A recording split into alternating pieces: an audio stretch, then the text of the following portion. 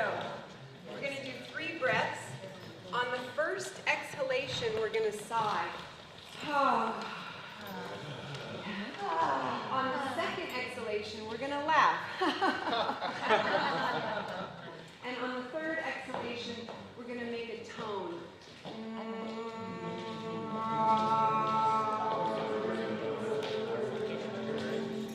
I invite you to get weird with me.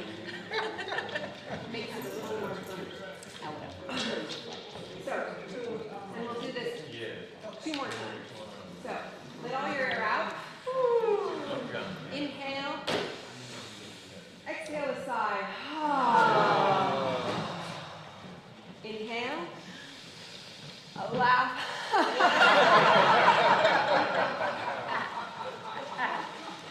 Inhale.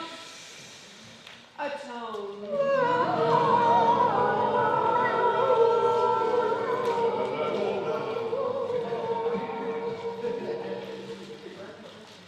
Inhale. Sigh. Inhale. Laugh. Inhale.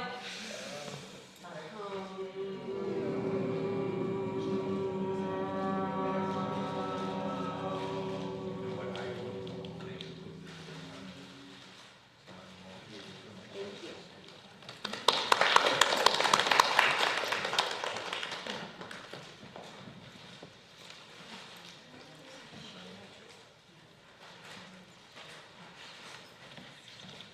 All right.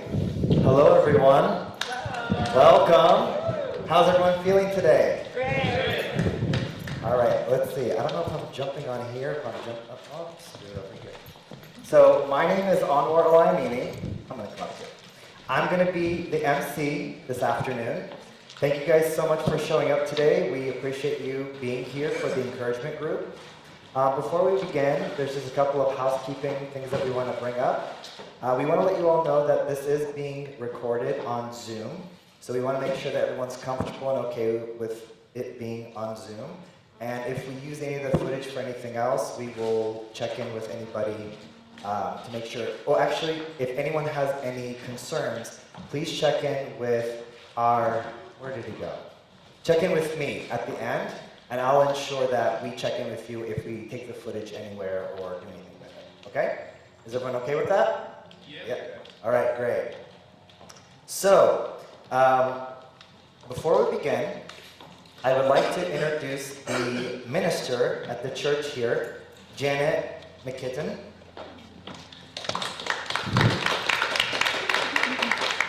Thank you. Thank you. Hi, welcome. I just want to say a word of welcome. Hello? Turned it off. Oh, It's on. Yeah, turn it on. is it on now? Two on. It's on. It's on.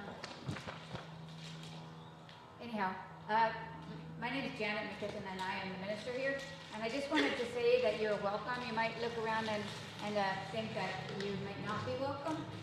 But we are multi-faith, so we're Hindu, Buddhist, Muslim, Christian, Wiccan, atheist, spiritual but not religious.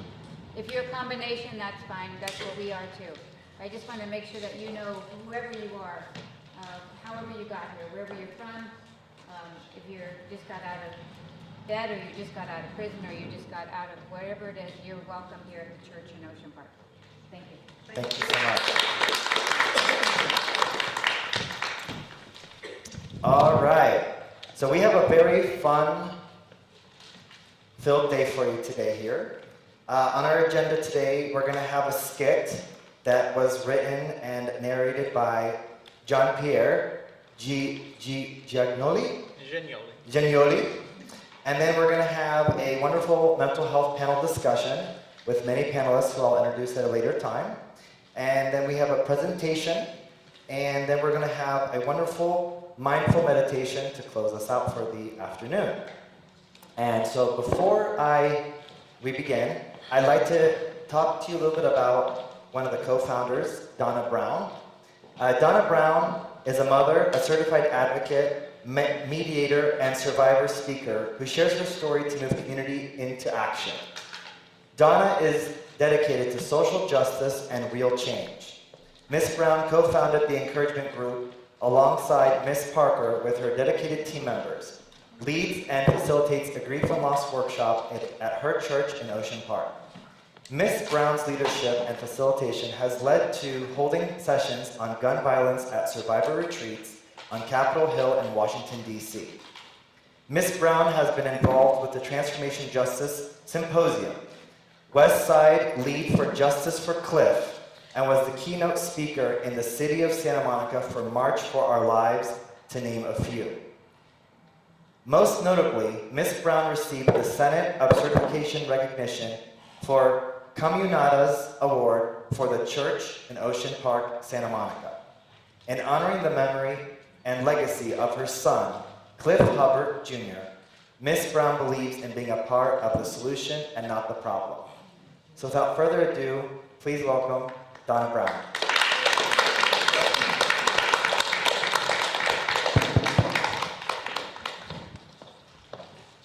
Welcome, welcome, welcome.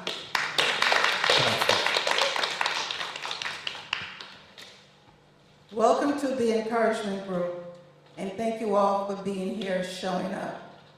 So the Encouragement Group, we are here today to shine a light on Mental Health Awareness Month. It's a very important topic. All of us, I don't think anyone is exempt from mental health. It's in our community, their families and friends. It's there. So we are shining a light on what that looks like today. Our objective is showing that we are capable of creating a life filled with purpose and meaning despite our mental health and challenges. With the right support and the right resources and treatment and understanding of the illness. It takes a village. It takes compassion for yourself and compassion for others. So now a little bit about the Encouragement Group. The Encouragement Group is a non-profit organization that is dedicated, and sorry, I wish I had something to put my notebook on. That's what's going on. I'll hold it for you. Yep. So we here create, thank you very much. I'll hold We create a space to support individuals to discuss and navigate their challenges, such as depression, grief, loss, and suicidal thoughts, through fostering resilience and encouraging each other. And we regularly check in with each other. The Encouragement Group aims to provide a compassionate and no-judgment zone, community where members can openly share their experience and support with one another. That's what the Encouragement Group looks like. Zero judgment. You come as you are. We meet you where you are. There's no story. Everyone here is a part of the Encouragement Group today that is going to do the skits. So thank you very much for being here. Very grateful. Thank you, Donna.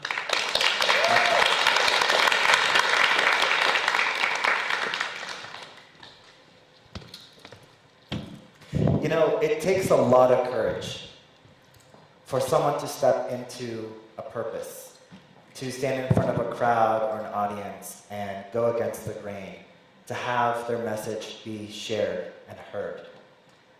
In my moments of knowing Donna, I see you as a very powerful and resilient woman who has a lot of love in her heart. And she's put on this event with her team and her co-founder because she cares. She cares and she wants to see a difference be made in her community, in the world. And so each and every one of you that showed up today is an example of the care that she provides because she saw something in you and you saw something in her to show up today.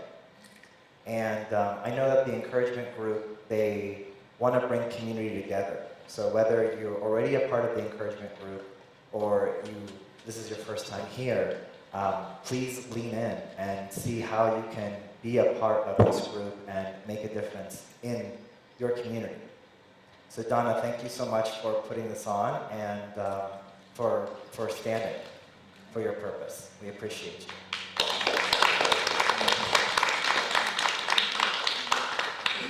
Okay, now it's time for the fun stuff. Who's ready for the fun stuff?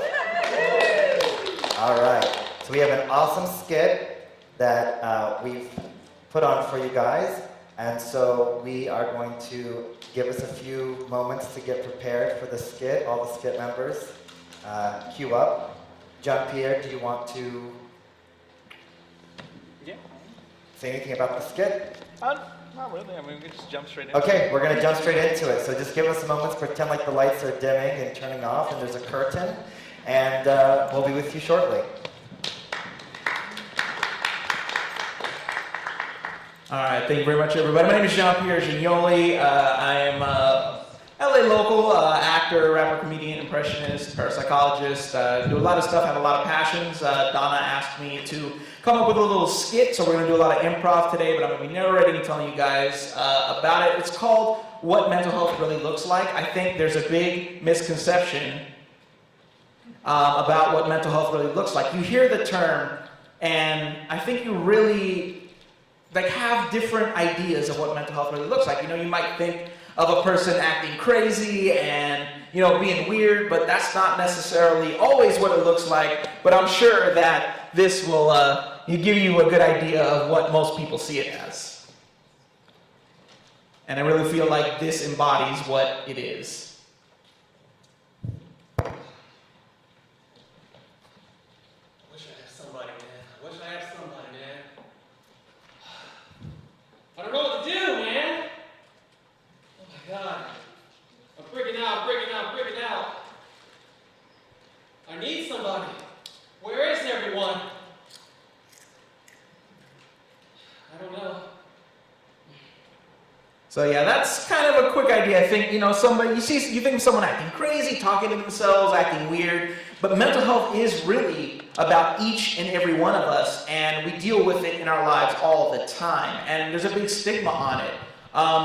There's a good example of what it's like. I'm going to use Robin Williams, rest in peace, Chester Bennington, rest in peace, because these individuals really, gave an example of they looked happy, they looked like they had everything together, they were successful, they had things that made them feel, at least you would think made them feel complete, whole, fulfilled, and instead it was very difficult for them to live. And the perception a lot of the time is you look for someone who's dealing with something and they're sad and they wear dark clothing and they're in a dark room, but really it's people we see almost every single day.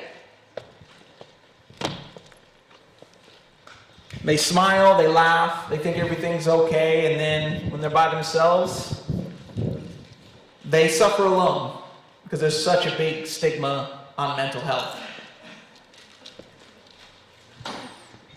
And it can be really stressful. And very hard to deal with mental health issues when you're all alone by yourself. And that is our idea of mental health nowadays. And I think it's really, not what it actually is. Like I said, it includes every single one of us. It's as simple as setting boundaries, saying no when you're not comfortable with something, leaving situations that you're not okay with. Taking a mental health day because you're stressed out, you're overwhelmed, you're overworked, you haven't slept. All these things contribute to our mental health, and each and every one of us has probably gone through something like that in our lives at some point, and some people more frequently than others as well, depending on how your life goes. So that's something that's really important. And a big one, I think we can all relate to this. Hello. Hi, Mary. How are you? Oh, so tired and working Oh, so much. what do you mean you're tired? You like so much energy. I've just been working and working and working, and I'm so looking forward to my day off. Oh, you know, I understand. Oh, Mary, why are you crying? I just need a day. I just need a day for myself. That's all. You know something? First of all, you are so beautiful. I ever tell you that before? You are like supermodel. You know something? I know you are tired, and I know you've been working so hard. You are like the best employee I have in here. You know, I have a big contract coming. You know the big deal, the multi-million-dollar deal? Yeah, and you are like the best person. Do you think maybe, because you're the best, that's why I asked you, you think maybe you can stay longer and work the weekend? It's very important. I know you love the coffee, I buy you Starbucks. I get the lemon cake, the lemon pound cake. I'm sorry. I'm so sorry. You can't go home, right? You have to stay. We have to make the money. Please, I need a day off. Oh. I can't give it to you. I need to pay my mortgage. I am taking a day off. Crazy. Crazy. Now, how many of us have been through something like that? What's wrong with him? I know I've been in workplaces that, you know, they're always like, we're a family. You got to be here for the team. You got to help us out. You're the best one on the team. You're the only one who can do this. Even if we are those things, we need to take a break sometimes. We need to say no and set boundaries. Again, that's our mental health right there. You know, that's your sleep. That's spending time with your family you don't get sometimes. All those things contribute to our mental health. And then if we're not there with our children or our families, that's their mental health too. They miss mom and dad not being home, not being present. So all those things are very important to our lives. Next, I want to talk about one of the most atrocious crimes of mental health, in my opinion, in the United States. And that is our veterans, the men and women that serve our country. They sacrifice everything. They believe in what we stand for. They truly believe in freedom and righteousness and liberty and doing the things we love. And in reality, they suffer. It is estimated in 2024 we have about 41,000 homeless veterans right now. I have friends that are veterans that it's hard to get to the VA and get the services they need and they desperately need. They've been through a lot. They've seen people die. They've lost friends and family. And they do not have a support system from the U.S. government or within even our healthcare system to really help them get through the things that they've been through. And it's truly heartbreaking and sad because they really have sacrificed a lot in what they do for our country and all of us. So I really think that's something that needs to be focused on. And something that we don't see enough of, you know. I think it's not really presented as big of a problem as it actually is. You hear it once in a while. We see the signs on the side of the freeway and the gentlemen that are there. A lot of the times missing limbs and wheelchairs. So I mean, all of that, you know, compounded by the mental health problems with PTSD and other things. So I think that's something that should really be looked at and taken seriously in the United States because it is an epidemic that we have with the homelessness that's going on, and it's really sad that it is that. But yeah, that's one of the things I think we need to focus more on. And you know, we appreciate our men and women who serve us, and hopefully we can get to a point where they're getting better services and taken care of. So that's something I just wanted to point out. So thank you very much to all our men and women who have served. If anybody's here, thank you very much for your service, and I hope that gets the point across. That's at the end. All right, so next up, let's see here. Let me get my agenda out. We're running on a tight deadline, so we did improv, which I think worked really good here. So next up, this is what I wanted to talk about. It's a personal story I have, and I'm going to do a skit about it as well. I have a good friend of mine I met through my wife when we started dating. Great person, very intelligent, very smart, very caring, very talented. I mean, we just clicked immediately. A couple years ago, me and my wife hung out with him one night. And he told us about 4 guns he had legally purchased. Like it was nothing, easy. He literally told us all he had to do was check a box and they gave him the guns. And he was actively talking about taking his own life. And it was shocking to me, it was that simple, that a box is just checked for that. And I mean, it's mind-blowing that it's that easy, you know, to really do. So we're gonna do a little skit about that, show you guys what that's like and how easy it actually can be for this. And I think we need to take it more serious. And, you know, not just legislation, but, you know, there's, you know, red flag laws that you guys can look into if you have people that have weapons that may seem mentally unstable or have issues and are around it, that we can communicate to law enforcement and other places to try and keep these people safe, as well as others, especially our children in the schools and everything else that's occurred. It's nothing less than a tragedy to allow what's been happening in this country. And it's as simple as a driver's license like you have for a car to have for a weapon as well. And I think that shouldn't be an argumentative point, that we should look at it that way. So let's see what it's like.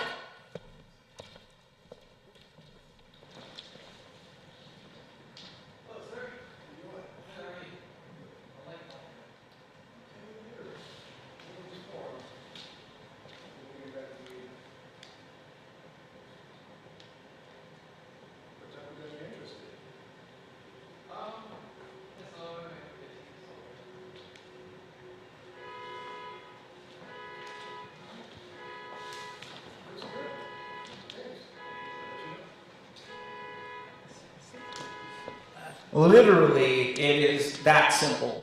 And it's really sad that it is. I mean, and then they have conventions in other states and stuff where you could literally go in Nevada and just buy them at the actual conventions with very little process. So I definitely think that we can all agree that that's something we can work on in this country to help our fellow.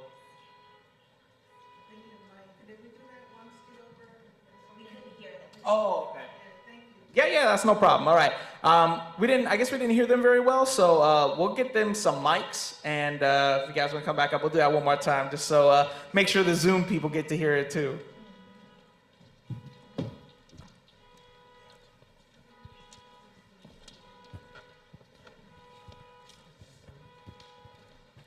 All right, guys, we're going to skit over real quick. Want to make sure everybody gets the full impact of this skit, and I think it's really important. I don't even mind doing it a second time.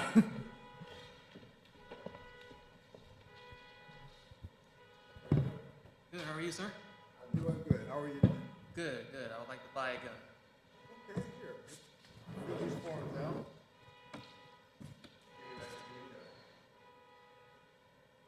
What kind of gun you're interested in? Pistol AR-15.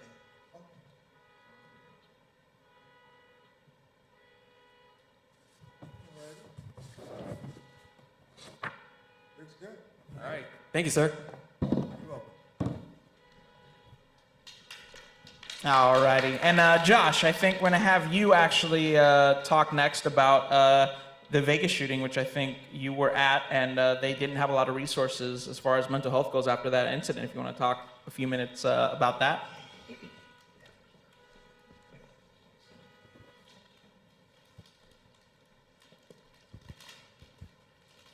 Thank you so much, Jean-Pierre and Donna, for this whole encouragement group and how we put up everything. Good to see everybody else, especially in this amazing church. Yes, as you know, I am a survivor of the Las Vegas mass shooting, and where close to 60 people lost lives and hundreds of everybody who were injured. We were all stranded in that place for 3-4 days. Nothing. It was like a ghost town. It was like COVID. While they took time to investigate of what really happened and who was in the mix of it, I didn't get the help. I knew they were hiding something. That's why I talked to every one of them every single time. I tried to see help in mental health, but I couldn't because of how much it costs and the insurance and how they asked for so many quotes after quotes after quotes. until 7 years later, I went back to Las Vegas and going to the area where it took place. It was very tough. I wasn't myself. I just overlook at things, overthink of things. Wasn't myself. I had nightmares after nightmares and all these flashbacks, even outside of things going on. I tell everybody when it comes to guns that I don't trust myself or anybody, even family members, even how I'm close to everybody, because of how a gun could go off. And so that's what I try to tell people, but now there's guns all over the street, and I'm still scared to even go out at nights and days, even neighborhoods as well. Hearing shots after shots, whether they're just firing shots at their yard, elsewhere, park, anywhere. It's not easy for me. Thank you. Thank you, Josh. Appreciate it. Sorry you had to go through that, but the encouragement group is here. We're all here. If you ever need anything, we're just a phone call away. Let us know. We got you. So I want to talk really quick about therapy. I think there's a huge stigma with therapy in this country. I think everybody views it as something that you're weak if you go to it. A lot of the older generations believe that too. I had to deal with my own trauma from growing up in an abusive family and talking to my family in Italy. They said that they never believed in therapy. They never had it. They all just said, tough it out and move on. And that is never a way to resolve anything. So I think we're getting better. It's becoming less of a stigma, but I think we still have a lot of work to do. The good thing is we have events like these. We have the Department of Mental Health here. We have lots of experts, doctors, professionals, social workers who know a lot about it. Things like that. And then now with the internet and so much social media, there's so many different avenues that we have that we can look for help and resources and information.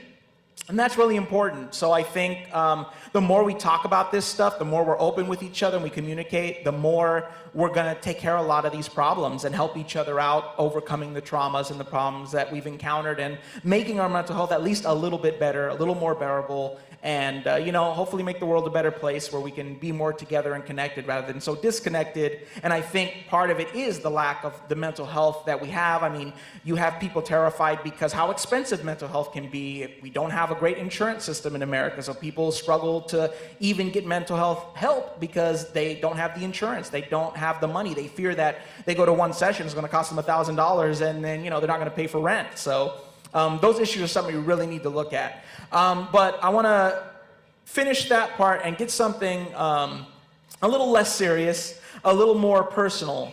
Let's get into that. So a lot of people find different ways to deal with mental health. You know what I mean? Some people play music, listen to music. They do art, they're creative, they're actors, they're comedians, they're painters, they're all kinds.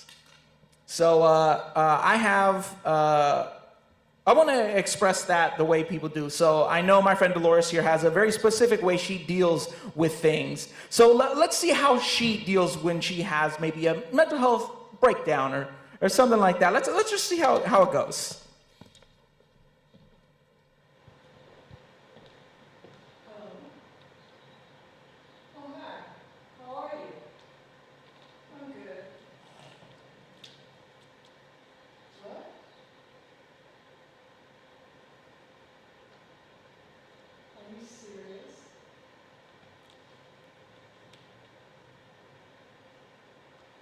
You told me this over the phone.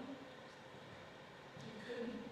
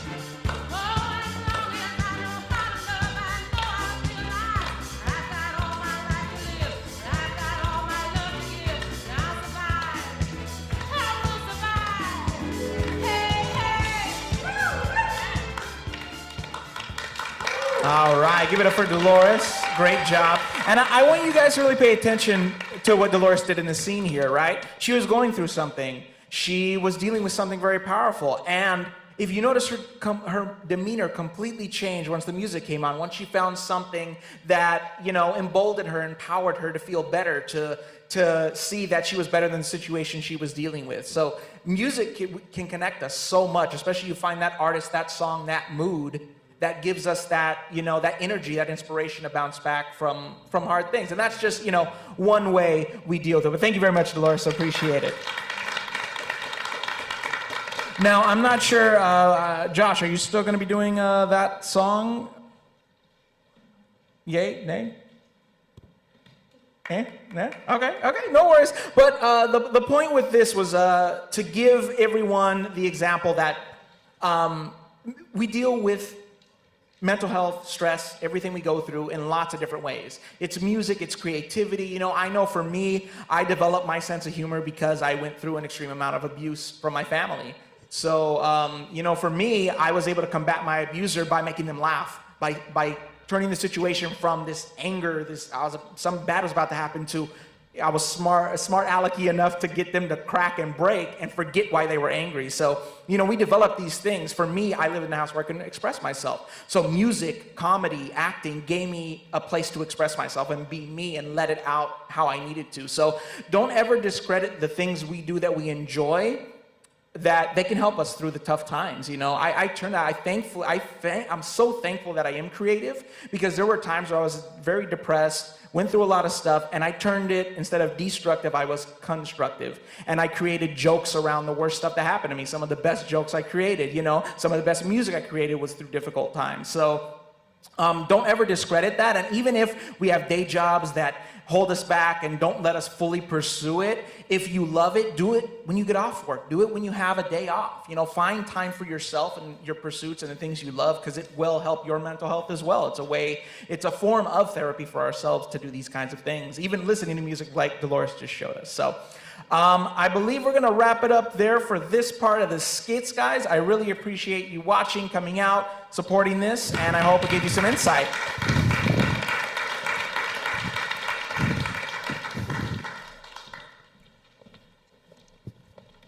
Thank you very much, Jean-Pierre. So, those skits, those were Emmy-winning skits. Wouldn't you say so? You guys are all invited to the Oscars party. We'll let you know when it happens, and red carpet, we're gonna be there. Okay, so thank you for those that did the skits and participating. I really enjoyed that. Okay, so what we have next is our mental health panel discussion, and I'm just going to give a very quick intro of the people that are going to be on the panel. You're going to have our moderator, Jean-Pierre Giandioli. Okay. We're going to have Carolyn Caswell, who's a social worker. She actually was a marriage and family therapist, which focused on psych. We have Dr. Amy Aquarian, who is a chiropractor. We have, let's do a round of applause. And then we'll hold the applause till the end for everybody, okay? And then we have Raina Kirkland, who's a certified wellness coach. We have Anwar Al-Ayamini, who is myself, a serial entrepreneur with a background in entertainment, healthcare, real estate, and leadership. And Dr. Stephanie Stolinsky. No, she's actually couldn't make it, but instead Emily is here. Okay, instead Emily is here. I'm just at the bottom. Tell me, what's your name? Emily Mayock. So we have Emily Mayock. And what do you do, Emily Mayock? I have my MSW, and I'm building out a mental health and wellness program at a college. Can you tell us what an MSW it is? Masters of Social Work. Masters of Social Work, and you're doing what again? I work at the Los Angeles Film School, building out their mental health and wellness program. Beautiful. And she works at the Los Angeles Film School, building out their mental health and wellness center. Okay, great. And then we also have Paul Jefferson, who is a mental health promoter with the LA City Mental Health Department. So please give a round of applause for all these great panelists, and if you could please come up to the table over here so that we can start the moderation, or start the panel. All right, guys, good. Come on up. There's a couple mics here. We'll have you guys just pass them to each other if you're fielding a question or you have something you want to say. Before we get started, if you guys have anything else you want to add to let us know your specialties, feel free to grab a mic and let us know, because we know we have, there's many very professional, skilled people we have on our panel today.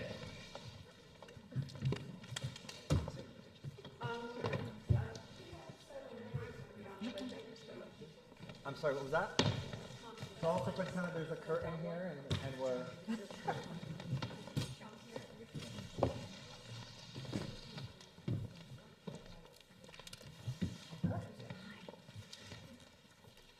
All right, so I think what we want to do is just so everybody gets a full scope of our fantastic panelists, we're going to start from left to right. If you want to grab a mic, or you got the mic? Okay. Grab the mic when you introduce yourself. Let us know if there's anything else that Anwar didn't say about you, so we have a full scope of what you guys are bringing to the table today, okay? Hi, everyone. I'm Anwar Alayamini. I am a serial entrepreneur. What does that mean? I'm still figuring it out myself.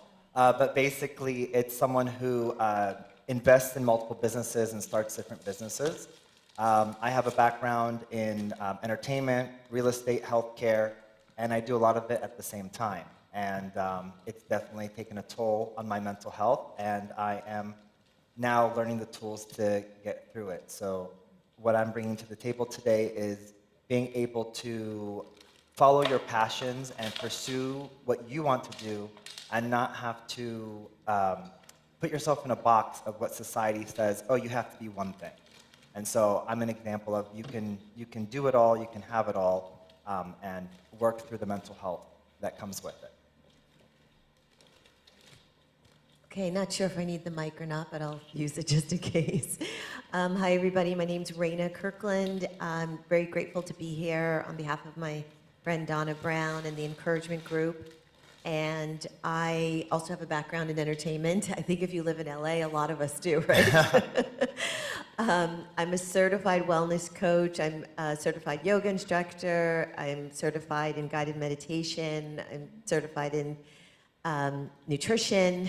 I offer retreats all over the world, from Costa Rica to Hawaii, and I am an advocate of wellness for people of all ages. And I've worked with kids with disabilities, people who suffer from addiction, people who are victims of abuse. And my goal is to share these wellness tools, which essentially are free once you learn them, so that people can use them to benefit and to have mental, emotional, and physical wellness throughout their entire lives. Thank you. Hello, everyone. My name's Emily Mayak. I do not have a background in entertainment, which is interesting because I'm working at the Los Angeles Film School, which is full of people who are in entertainment, film, animation, music production, audio production. And so currently building out their mental health and wellness program with resources and a lot of other things. But my background is I have my master's in social work from the University of Maryland, in University of Maryland, Baltimore campus. It's a professional school, and I moved here from Baltimore about 4 years ago. In Baltimore City, I was connected to local politics, so I worked for a state delegate, which here is a state assembly member. I worked in juvenile justice at the Office of Public Defender as a social worker to help with differences for creating other opportunities for youth instead of jail time. What else can we do? How can we make this probation and a learning experience? I'm big on restorative practices and restorative justice, which I try to implement everywhere. I'm trying to bring to the LA Film School right now. I also have a background in nonprofits, working in nonprofits, creating programming for youth and young adults, job and career readiness, as well as bringing in broadband and Wi-Fi to communities that need it. And that was a big thing during the pandemic. So I've been here about 4 years now. I'm glad to be here and just trying to stay connected and making more of a just and fair society for each different community that I'm a part of, and those connected to it. So thank you for having me. Hello, everyone. How you guys feeling, by the way? All right, I'll take it. I'll take it. Okay. My name is Paul Jefferson. I'm a mental health promoter from the Department of Mental Health. So we're in I'm in Service Area 6, which is South LA. I'm a survivor of gang violence, incarceration, and also a survivor of child abuse. So yeah, the reason I got into this field is because I was kind of tired of being a victim, and so I wanted to be a survivor. So I went to the place that could understand mental health the most, which is a lot of these mental health organizations. So I really appreciate you guys for having us. So what I do as a mental health promoter is basically educate. Right? We educate, we provide presentations, workshops just around stigma, because in a lot of our communities, you know, as Jean-Pierre was saying, it's frowned upon, right? Traditionally in our homes, you know, and in our families, you know, you're either crazy or, which I really don't like that term, but, you know, it gets swept up under the rug and it gets ignored, right? So yeah, I just thank everybody for being here. I do have a diagnosis as well, and to be honest, like I said, I'm proud of it because the more insight I have, the more I'm able to cope. So thank you guys for having us, and if we do have resources, so check us out when it's all said and done. Thank you guys.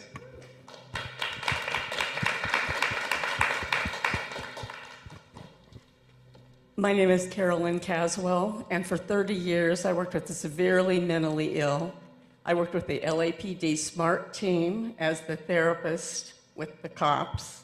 I worked with the Department of Mental Health and their programs through Pacific Clinic and D.D. Hirsch. I'm a program creator and a program director, which I could never do today because I have a master's degree in psychology, but not a PhD. Plus, I learned from the ground up without much formal training at all in grad school about mentally ill families, their dynamics, and more importantly, mentally and emotionally ill people. And what I learned is that everyone, all of us, have our crazy. And I'm not afraid to embrace crazy.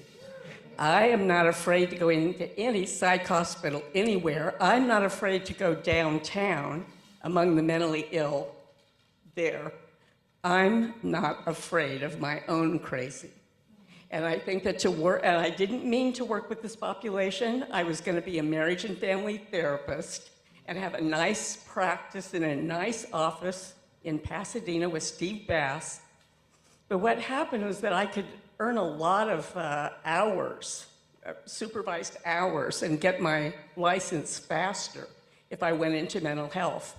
And I found that I had some kind of a proclivity for it. I really enjoyed these people tremendously. And I felt that, and I didn't know at the time that I'm an empath, and I could actually go there with them into their reality. And here's what I want to say. This is what I learned, bottom line. You know, we think of consensual reality as the truth. It's the 3D reality out here that we can all share. And then we think of the inner reality as somehow less true because it's subjective. But truth is what someone believes. And if I believe something within, it's true for me. And since science says that anything that has an effect and a cause that can be measured has a reality, then if I believe something and I act on it, I can get results in 3D. So I guess my message is I just stopped invalidating people's realities and started entering them and sharing to find out how we could tell a better story. I'm convinced that the best therapy in the world is just helping someone tell a better story about what happened to them. So anyway, I'm happy to be here. And well, I just wanted everybody to know that Carolyn is also a teacher, a spiritual teacher who has so much wisdom and knowledge. And how could they find out more about how you teach and where to reach you? well, maybe we could invite everyone to. Okay, yeah. We've been friends for quite some time. My name is Dr. Amy Aquarian. I just wanted to introduce Dr. Bradley Bobbs right back here, who's a physicist and is also the performer that my daughter's producing his show called Poetic License. Maybe at one point we can say that, you know, performers are not shy. So Bradley, you can say hello to the folks and then we'll continue on. Greetings to you all. My name is Edgar Allan Poe, and I too work in entertainment as a writer.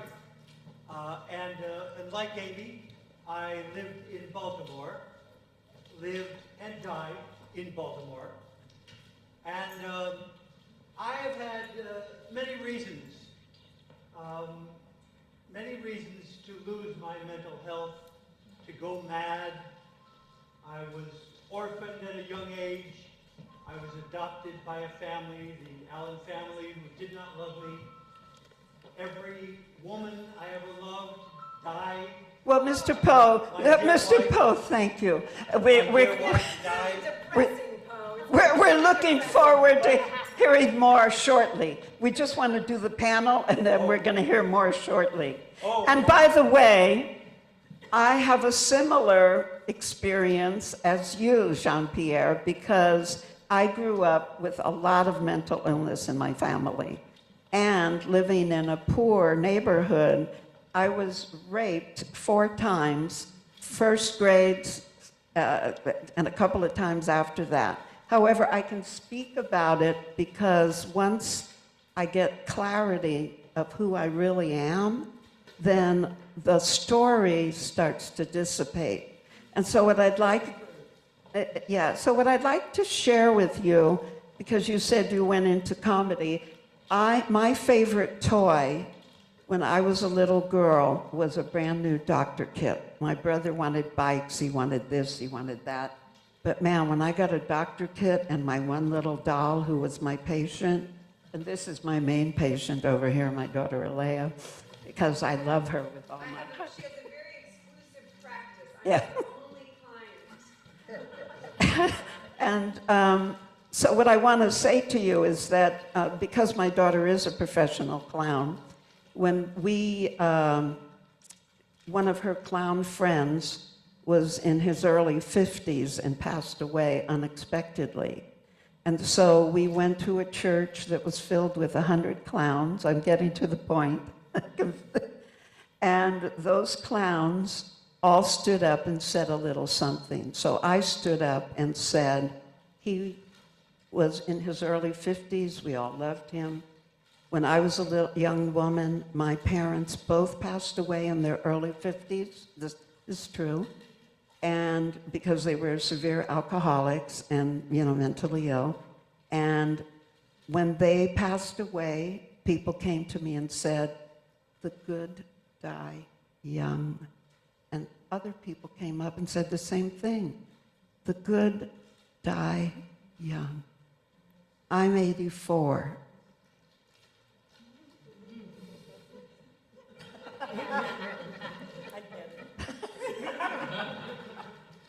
With that being said, that's all right. I waited. I did my job. So my background is 4 or 5-fold. I grew up where my mother came from Mexico with her sister and her brother and her mother.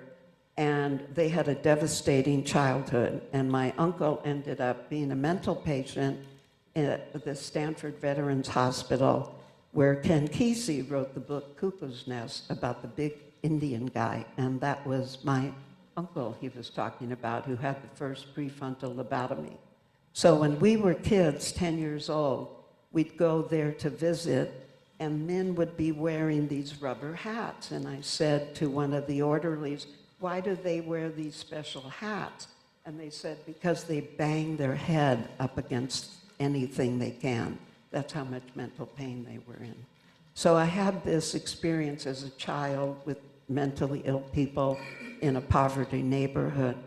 And I grew up in a poverty high school where after school we would have razor blade fights, switchblade fights, people would slash each other, and that led me into the healing world even as a little girl.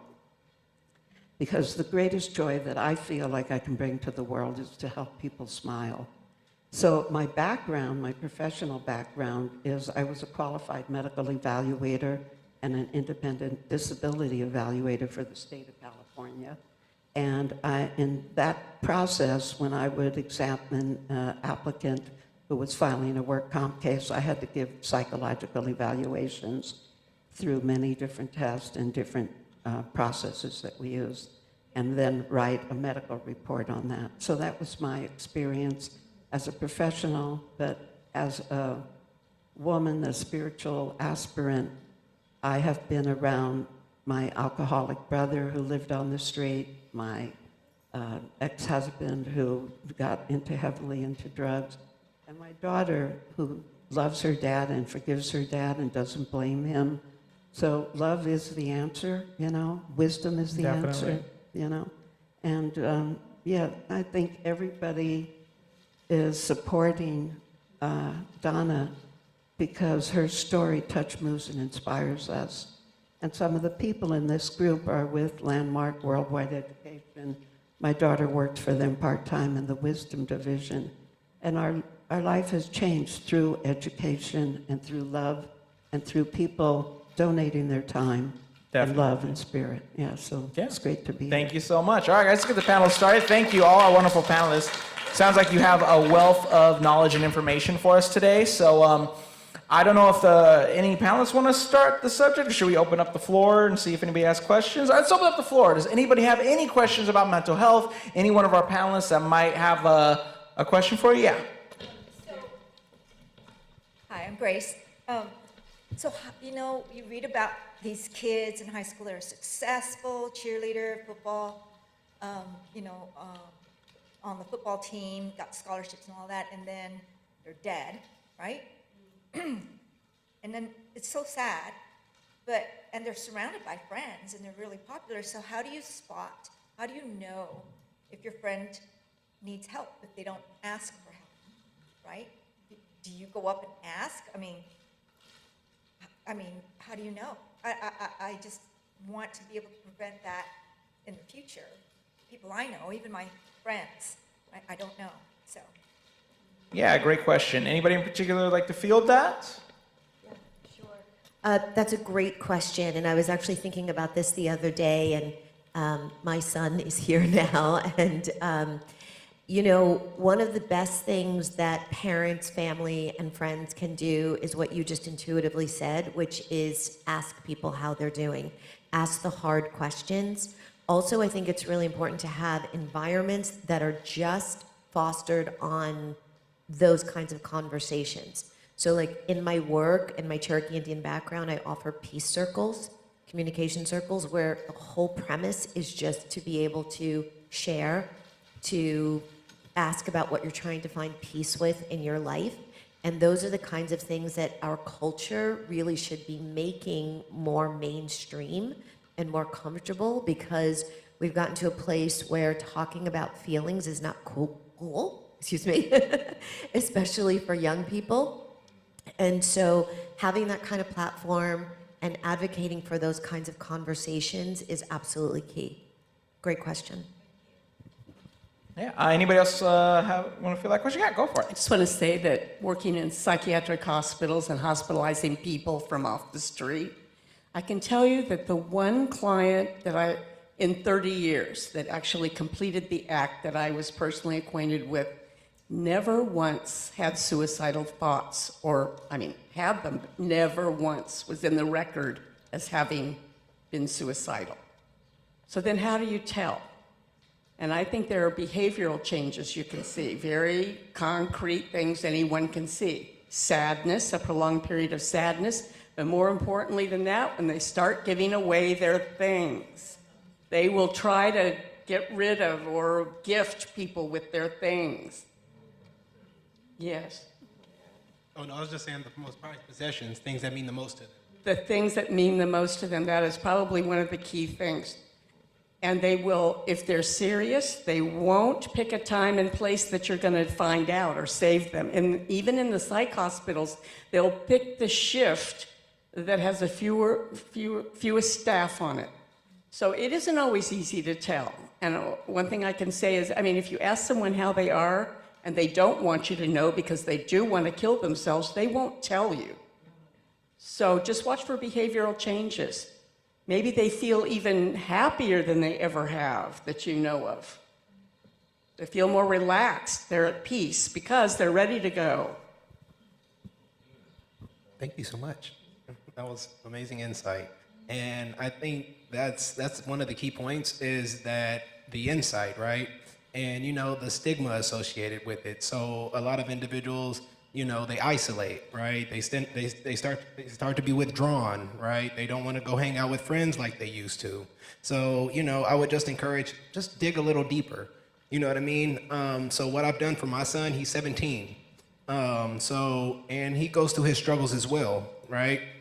And so it was very interesting because he's like, hey, I don't want to talk to anybody else. I just want to talk to my dad. Why? Because I open up a space for him to feel safe. I open up a space for him to feel not judged, and he could talk to me about anything, So I just keep the door open. That open line of communication goes a long way. Bless you. And then we're in a church now. I'm just kidding. So just and just being mindful of the signs, right? So if you guys do have young ones, just encouraging them, to just kind of be mindful of that, Also, what was I gonna say? Man, I forgot. Brain fart. Jeez. So yeah, that was a very good question. And like I said, peer pressure, right? Peer pressure is a big one. And especially with the cyberbullying and just things like that, it's not even in the physical realm, it's more online nowadays. And so for this generation of kids, I think that's so huge. Right, is just to be able to talk, just be able to talk to individuals because my family, like a lot of us, they didn't understand, what I was going through. They didn't know how to identify it. Like I said, I grew up in a traditional home, a traditional Catholic home, and not a lot of insight, right? So it wasn't up until I went to West Central Mental Health in Los Angeles that I got the help that I needed, but it took up to me to go get it. So, but not a lot of times, a lot of young ones, they have the motivation to go, and sometimes it's an impulsive act, right? Body image is a big thing, and a lot of people get shamed for their body image. So yeah, I just all in all, just open up the doors, open up, and like they said, open up, ask those hard questions, because when you ask those hard questions, we just did a training on it. Are you having thoughts of suicide? Like I said, that's, it's not really, it's not really accepted to talk about, but we're trying to open up those doors, hence the forums that we're having now. But just ask those hard questions, right? And just let them know that, hey, they are loved. One more thing, I'm sorry. I'm talkative, sorry, y'all. That's all right. So, a lot of the time, especially in our society, it's kind of like we give a smile and keep going, right? But I'm telling you, because I just had this instance maybe a few weeks ago, where the individual said, he gave me a smile and then he said, hi, and also, how are you doing? That just made my day. I was going through depression, so he didn't know that. But the fact that he asked and he opened up that door, I was able to disclose a certain thing, not my whole life story, but just I was able to disclose a certain thing to where it was reciprocated. Like he understood, you know what I mean? But he just opened up the door for me to be able to not feel shamed and to be able to talk about it. So thank you guys. All right, awesome. Oh, I just want to add a Go for it. little, it's not answering your question directly, but we are talking about sharing and asking. What I found very powerful for me, I think it's really important to hold a safe space for people to be able to share vulnerably. I oftentimes find, and this is speaking from personal experience, there were things that I was doing in terms of business. I was doing multiple things, building multiple businesses, and everyone around me was calling me crazy. They were calling me lazy, a procrastinator. I didn't know what I was doing. And I had a lot of success, major success. And I also had a lot of major failures. And what I found for me is that when I would share with somebody what I was going through, there was a lot of judgment and criticism. And I am now in a different place. I hit rock bottom, and now I'm building back up, like actually in this moment, right? Like being able to sit here in front of all of you and just speak on this microphone brings me so much joy. And what I found is now I'm very mindful of who I share, what I'm doing, or what I'm building, or what I'm going through with, because I no longer want to hear the criticism or the judgment. And the thing is it's natural for us as human beings. We want to, I know for me, I want to fix things. I know how to, I'm a problem solver. I can see a problem 20 miles away and I can fix it like that. But not everyone's ready to have their problem fixed because they're not in the headspace to do the work, or they don't know how to, because there's so many mental blocks, whether it's financial, emotional, judgment, religion. It doesn't, like, there's so many factors and variables. So holding a safe space where if someone shares with you, hey, I'm going through this, to just be like, I hear you. And how can I support you in this? That's way more powerful than saying, well, you always do stuff like this, or, you know, here you are again with the same group of friends, or because it adds that judgment or like the wronging of that person. So being able to just create that safe space will allow people to be open and share. And also, like I said, vulnerability. When you come from a place of vulnerability, the person that's also sharing with you will also be vulnerable because it creates trust. So those are just my 2 cents, and yeah. Yeah.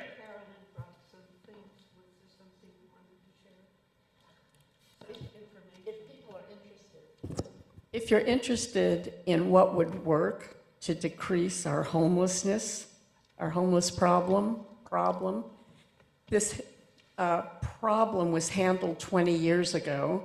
I don't know if anyone remembers Proposition 63 of the Mental Health Services Act. But for a few years, essentially this program was to tax the second million on every person living in Los Angeles.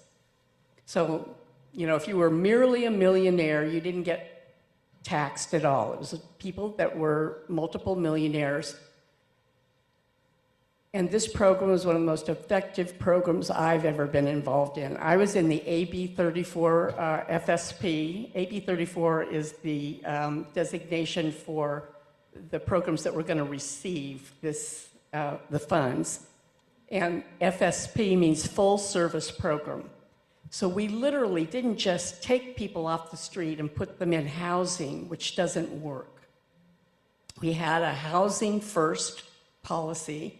And in terms of drug and alcohol use, we had a harm reduction program. So you didn't have to be clean and sober to get housed, and everyone had at least one social worker or therapist that would manage the transition from the street into housing. I'm telling you, we saw miracles. That program was effective. It was expensive, and it was effective. It was so effective, it was held up as the premier program for homelessness. And what do you think happened to that? Does anyone know the story? It's not talked about, and this is what just gets me passionately angry. And it makes me want to get up on a soapbox. What happened is various programs saw how successful it was. The business people and the oligarchs got upset because they were getting taxed for once, not unduly, and they began to chip away at the program to spread the wealth. But the people that were benefiting from this, the money, were not the people that did the work. And to get the money, we went out on the street, we got signatures, we got the legislation through. And then they just, frankly, through ex-Governor Arnold Schwarzenegger, just stole it. Just literally leached it away and then said, well, it's not effective. And it wasn't effective after, if you poured something into a cup and the cup was full of holes, naturally the cup would never get full. So I'm saying there are things that work, but we have to be willing to fund them, and we have to not let various political interests come in and effectively cut our throats when we're doing the work that we're doing. Yeah, definitely very important to do. Next up, is there any more questions? I don't want to get too far off. Thank you for bringing in that, which is definitely important. Tell the story because it's being forgotten. Yeah, no, definitely, and it's a very important story. It's part of the problem we're dealing with mental health as well. I want to open up the floor again, if there's any more questions. This is a step backwards, but one thing that is missing in our culture is a space to validate what a person's dealing with. So we don't ask, well, how is that for you? Not try and fix it, but have them be present to how it is for them. And once they're present, they actually can see that they could do this, they could do that, they actually have choices. So it creates a whole different kind of space. And we just, in this culture, don't say, well, how is that for you? And it doesn't mean we have to fix it. All right, anything else to add to that? Go for it. No, I'm just glad you brought that up as well. I mentioned restorative practices earlier. Is anyone familiar? Raise a hand. Restorative practices or restorative justice. It's something that there's a long history behind it, but I won't get into that. But if you end up looking it up, and I recommend that everyone just takes a look, Google it, and the start of restorative practices is creating a safe space. So there's really 5, and then once you have a safe space, then you're able to repair any harm that comes from it, and then ideally you're able to reintegrate somebody back into a community from that harm that has happened. But so there's 5 main R's, and it's respect, so you're respecting each other. Relationship, you start building a relationship. Responsibility, so accountability. Both, everyone, right, in this community, if you're able to create that, everyone taking responsibility for your own actions and maybe whatever's happening. Then repair. So a harm happens, how are we repairing it? How are you repairing it? And it's asking those questions, well, who was harmed? How can we make this better? And a lot of times when harm happens, whether it's to ourselves or to others, we have shame, and we all deal with shame a little bit differently. Some people will retreat. Some people will take it out on themselves and they'll feel bad about it. Some people will get angry and they'll act out. But so addressing what harm now happened, and then the 5th R is reintegration. So getting everyone who's involved, and when a harm does end up happening, and sometimes that could also be a reason, going back to how does somebody feel, and are they now potentially suicidal due to something that happened, due to shame? And there's all different reasons, right? There's no one size fits all for if someone wants to hurt themselves. But if you're able to then have those tough conversations and ask those hard questions of what happened, who was hurt, what do you now need as the offender, which you don't say in restorative practices, it's the one who was doing harm and the one who was harmed, because it takes away the stigma of this is an offender, this is a victim. but being able to ask that question and then being able to hear from others. So I'm going on about restorative practices, but definitely looking it up, and if that's something that we could implement more in our schools, in our communities, I think we would have that space where you're really looking at those first 3 R's, respect, relationships, and responsibility. Then you'll have that space to be able to say, how are you? Are you okay? What's going on? Because it becomes more of a cultural norm. So. Thank you. Yeah, go for it. No, I was just going to add that in these peace circles that I facilitate, which is also based on restorative justice practices philosophy, sometimes men would come, rarely, but when they did, they had such major breakthroughs because society doesn't always create the space for men to feel comfortable to share in the way that it does for women to feel comfortable to share. And when everyone is sharing, and we all have had our trauma, I've grown up with it, I have never met a person who hasn't had some aspect of trauma in their lives, and everyone is sharing about their traumas, it creates like a level playing field, if you will, because most of us walk around thinking that everybody's doing fantastic and everybody's life is wonderful and perfect, and we're the only ones who are dealing with stuff, you know? And so these kinds of platforms and practices definitely give the space for healing. And from a very spiritual perspective, I feel like that's really why we're here on this earth, to love. Somebody mentioned love earlier, and love is the greatest form of healing that there is. And so that kind of platform comes from such a loving place. It has no other outcome better than tremendous healing.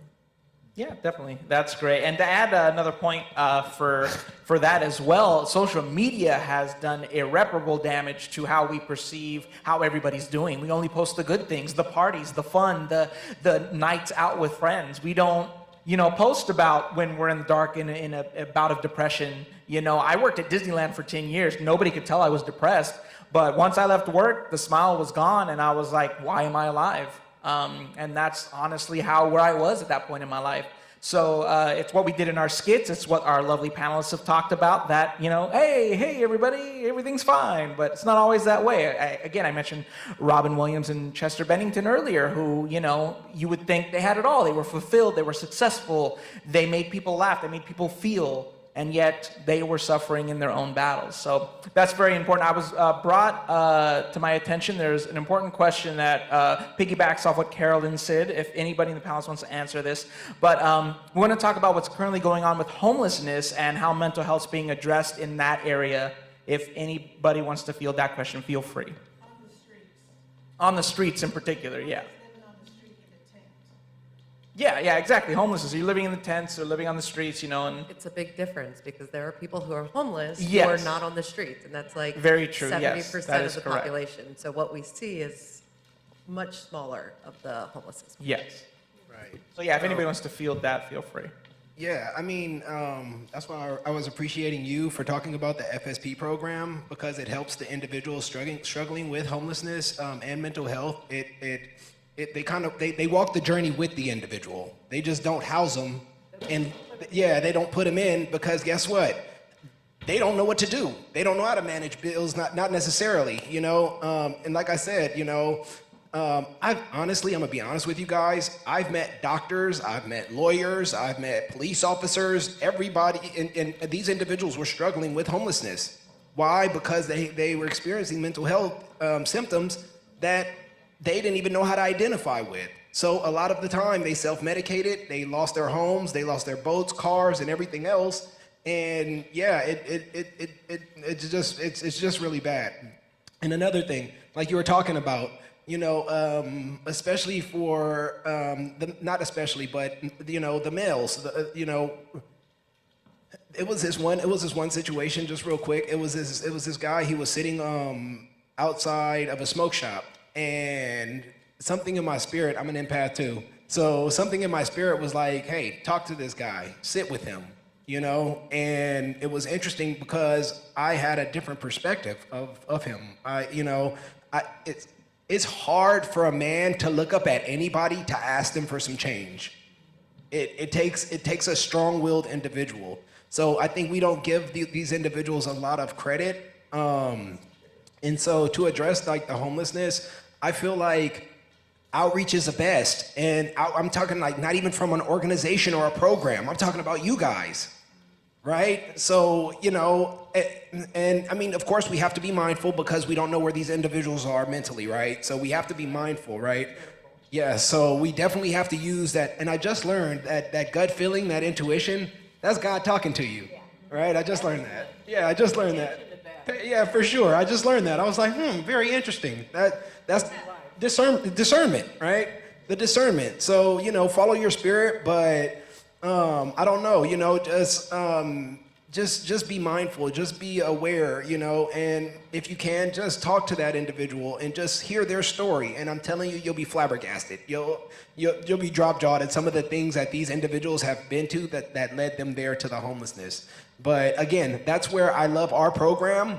The Mental Health Promoters Program is awesome sauce. Only like because it raises awareness, right? It provides education, you know, it reduces the stigma. So when we do these presentations and we do these workshops and we go out in the community, now mind you, the Mental Health Promoters Program, it's all over LA County, right? It's all over LA County. And so we don't necessarily hit the streets like I'd like to, but you know, we go to different facilities and things like that. Boarding cares, if you guys ever heard of boarding cares, where a lot of individuals are struggling with mental health, right? So yeah, the Mental Health Promoters Program, it just, like I said, reduces that stigma.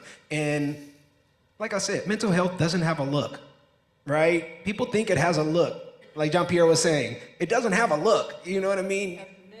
It has many looks, and you know, and a lot of the time, I just have to say this: thank the young man for sharing his story. I appreciate you. You know what I mean? Seriously, I really appreciate that because, like I said, I love the vets. I love you guys. We would not have the freedoms we have if it wasn't for you guys. But at the same token, PTSD can come from childhood trauma, from things you experience throughout life. So I don't know. One of my little quotes is each one, teach one, reach one. So thank you.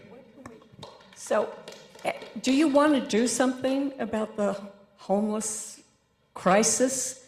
We have to insist. We have to get together. And I'm thinking, I'm in retirement, but I'm thinking, doggone it, we've got to insist. We had it. It was working. We allowed it to be taken, and now nobody remembers.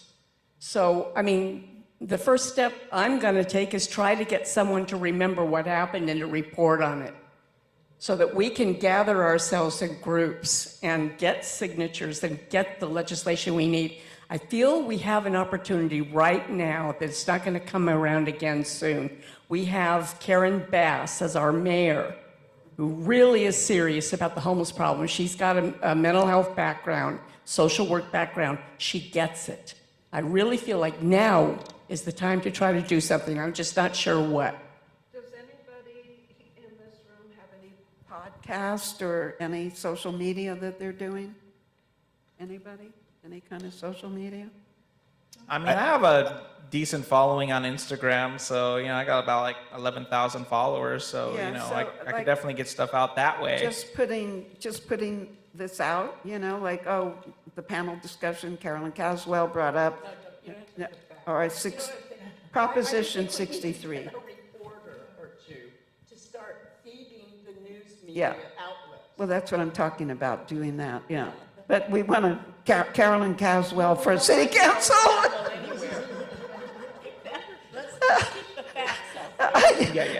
I want Carolyn Caswell because she's passionate about this. Okay, so in case there's more panelists, I want to answer the question. I'm going to repeat it once more. So they wanted to ask the question of what we're doing about homelessness, particularly people on the streets in tents, that issue, and in regards to mental health. So if anybody else on the panel has insight, information, anything they want to say, feel free. If not, we can move on to a different question, but I'll let you guys field some stuff. Sure. I had a situation recently where I had like an attempted attack from a homeless person who's chasing me, and I was really scared. Some random person I didn't even know across the street yelled, "Hey, ready for the walk?" And like, I didn't even know who this person was. And I looked at her and I was like, with my knees kind of shaking. And it was so smart of, talk about God's intuition. And when I got to her and my knees were shaking, she said, just keep walking. It's okay. And I could hardly talk. And I was like, were you trained to do this? Do you know? But I bring up that story because at the end of the day, I think it's really important what legislation can do. And I support that. But I also think that it's a lot about what we have to be able to do in the moment as individuals and how we can perceive the situation, how we can protect ourselves, how we can protect others, how we can be supportive. And it's a lot to think about sometimes in that quick moment, and to not go to that place of fear, but to be in that space of love. And so, the expression of, it only takes a small group to change the world. And in fact, that is all that ever really has. That quote, I think, rings true because we can individually, in our experiences on a daily basis, make a decision to either ignore, judge, disregard, disrespect, or we can make a decision to see the opportunities to protect ourselves, protect others, show love, show respect, and move those individual circumstances to a higher level. And I think that's one of the ways that we can feel empowered in the world that we're living in today. Making eye contact with the homeless person and saying hi, as though they exist and they're in the world and they're okay to be there. So homelessness is a huge, there's so many aspects of it, right? And in my work, I'm more focused not so much on once you're down at that level, but like, how can we prevent that, right? Like, what tools can you have beforehand? And I think that's a part that we're also, and it's a separate question, right? But like, making sure that people have what they need, that we have affordable housing, that we have good paying jobs, that people are taking care of themselves in the work, in their life, in their personal life, that you're able to keep going. But when it comes down, when you're looking directly at homelessness, when we go to that, I currently work at the Los Angeles Film School, and I'm helping to bring resources. And it's right in the center of Hollywood. There's a lot of homelessness right there, and we have 2 campuses, and it's right on Sunset Boulevard.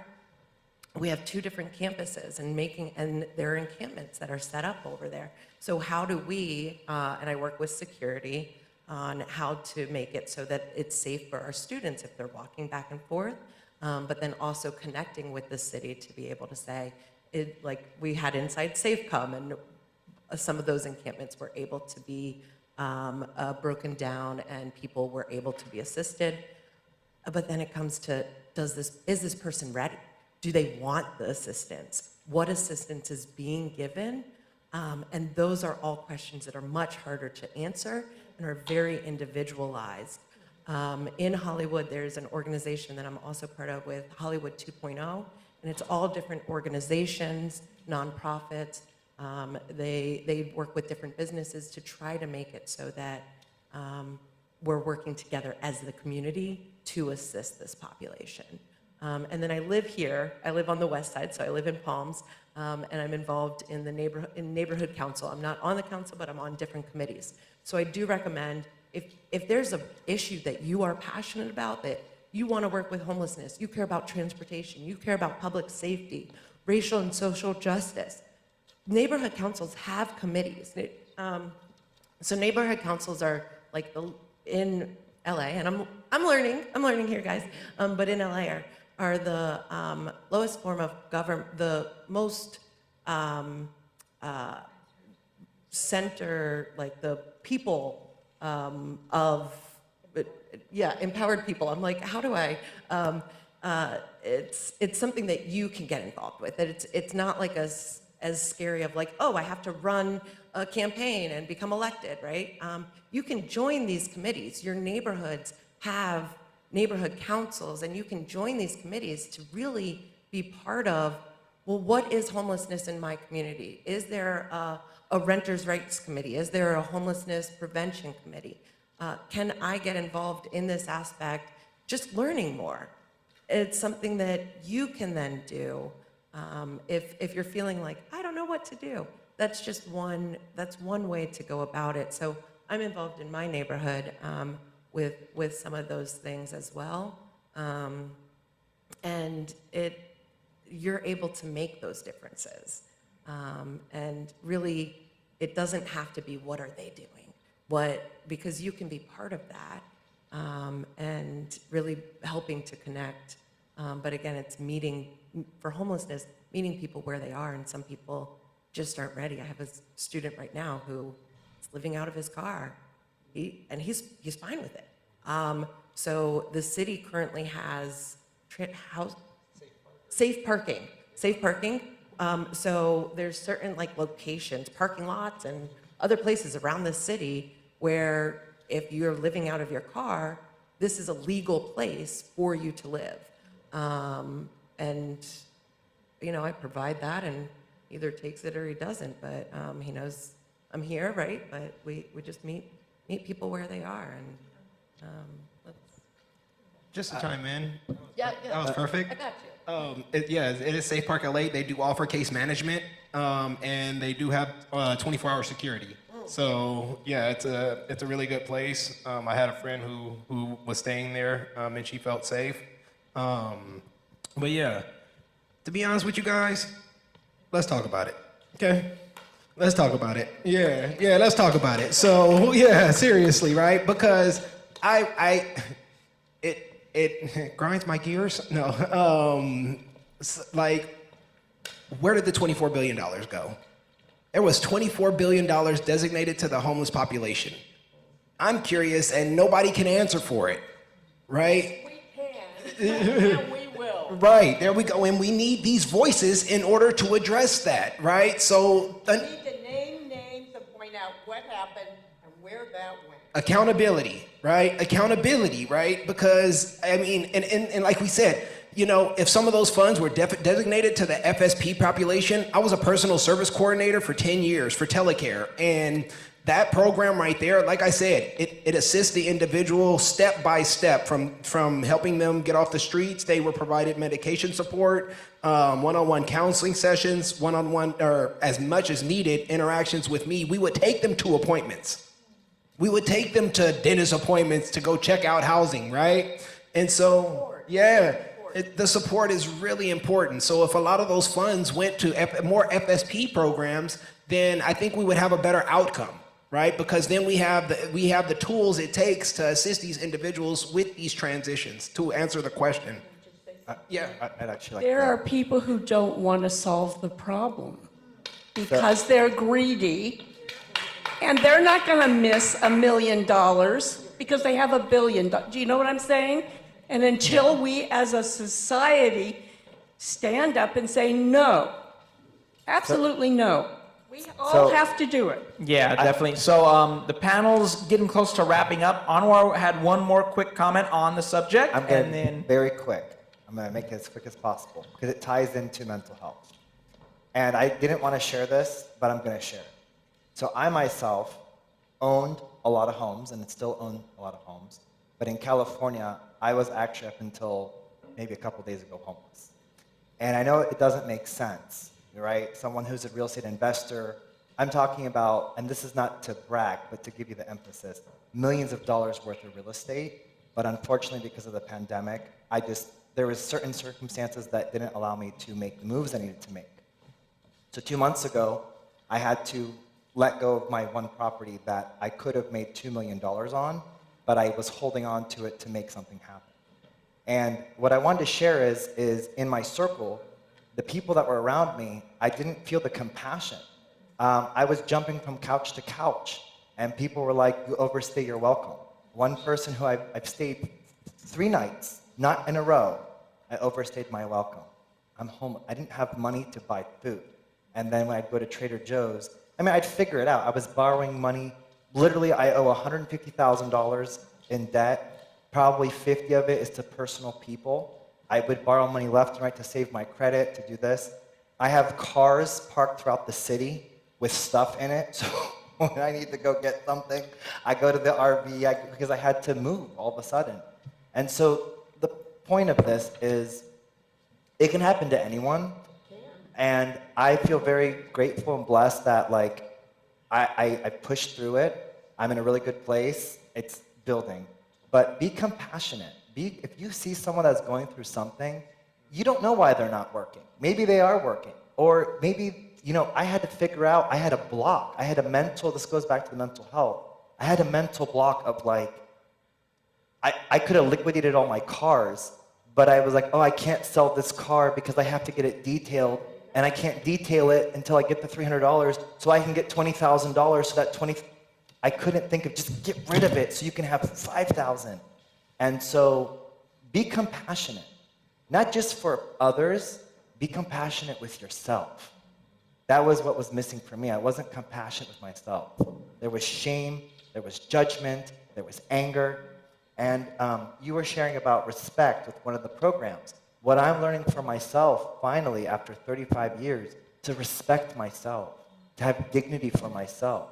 So when someone tells me you overstay your welcome, you're my friend and I love you, but the season for me in this relationship is over because when I needed you the most, they've helped in many different ways, but I was on the verge of homelessness.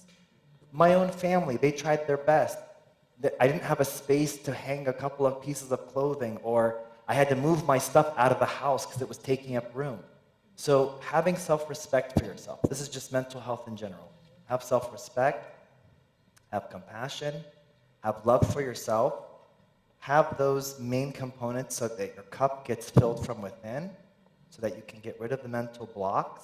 Reach out for support from people that understand where you are, and if they don't, find someone that's been in your shoes. I had to find real estate investors where I was like, hey, I had this and that, and they could guide me because they understood where I was at. And if you have someone in your life that you feel has a problem, like I said, let go of the judgment and hold the safe space for them and see what are the tools that they need to slowly get them to where they need to go. So that's what I'm going to end. Perfect. Very well said. I think that's a very good note to end on. We're going to wrap up the panel. We do have a performance. So I'd like to have a round of applause for all of our panelists. They came with a great wealth of knowledge and information. We have the Department of Mental Health in the back if you need more information. And the panelists, I'm sure, will be here for the rest of the event if you need to talk to them individually. But thank you, everyone, so much.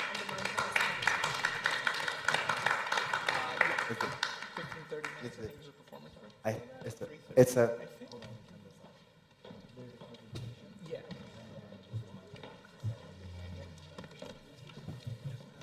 All right, everyone. How did you guys feel about our iDiverse panel? Pretty informative. Thank you, panelists. Thank you, Anwar. You did good. You all did great. Okay, so what we have next is we have Shari Farmer. She's a DA field deputy from the Bureau of Victim Services. She's going to be giving us a presentation. And so if you can all give us a nice round of applause for Shari Farmer. Please come up here.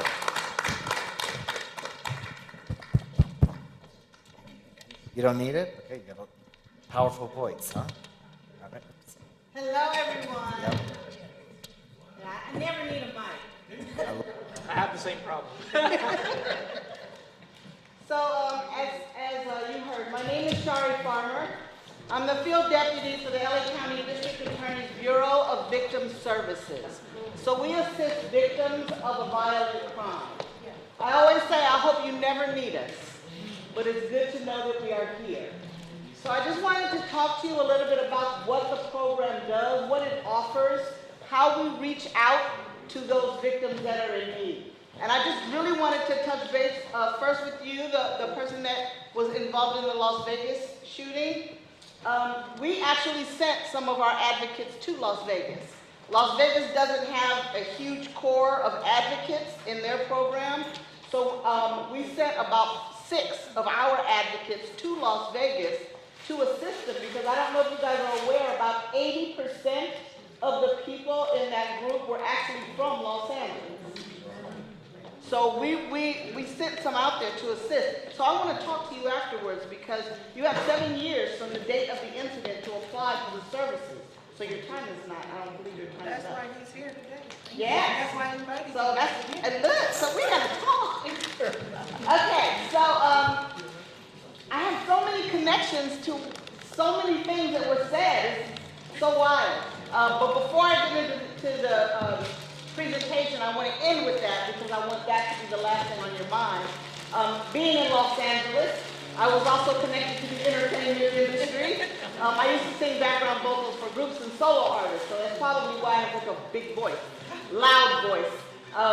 But I did that for many, many years, and I realized that I wanted to help people. I wasn't doing that singing. It was great money, but I wasn't being fulfilled. And so my mother is a kindergarten teacher. She retired after 47 years of teaching, and years ago, she used to always bring the kids to our home whose parents were late picking them up. You could never do that today. But she would always bring them home, and we were like, who is this? She was like, look, they're going to stay here until their parents come to pick them up. They're going to eat dinner with us. And we were like, who is this kid, right? And so very early on, we learned how to take care of others. This is why I have my lovely shirt on, because God got me. I could not do this work without God. But so very important, I learned very early on that it's really, really important to help other people. And I cannot help someone if I'm not at 100% myself, right? I've got to be able to do that. So self-care, while we're talking in this mental health arena, self-care is extremely important, because I can't do for you if I can't do for myself. Right? So that's extremely important as well. My days are very full as the field deputy. The entire county of Los Angeles is my background, is my backyard. So I can go anywhere in the county to assist victims of a violent crime. We have about 60 advocates all throughout the county that work directly with those victims to connect them to services that are paid for through the state. My job is a little different. While I do definitely work with victims, I do a lot of training on the program. So I train gang interventionists. There's a lot of gang interventionists that used to be gang members. They're no longer, they've probably done some time in jail or prison, but they're no longer gang members. But they have what we call street cred. They have credibility in their area that law enforcement doesn't even have. And so they are very quick to call me if there was a violent crime. Sorry, let me tell you, somebody just got shot, they need your help, and so I will assist them in that way, connect them to an advocate. But once I start working with that family, we've created our own bond.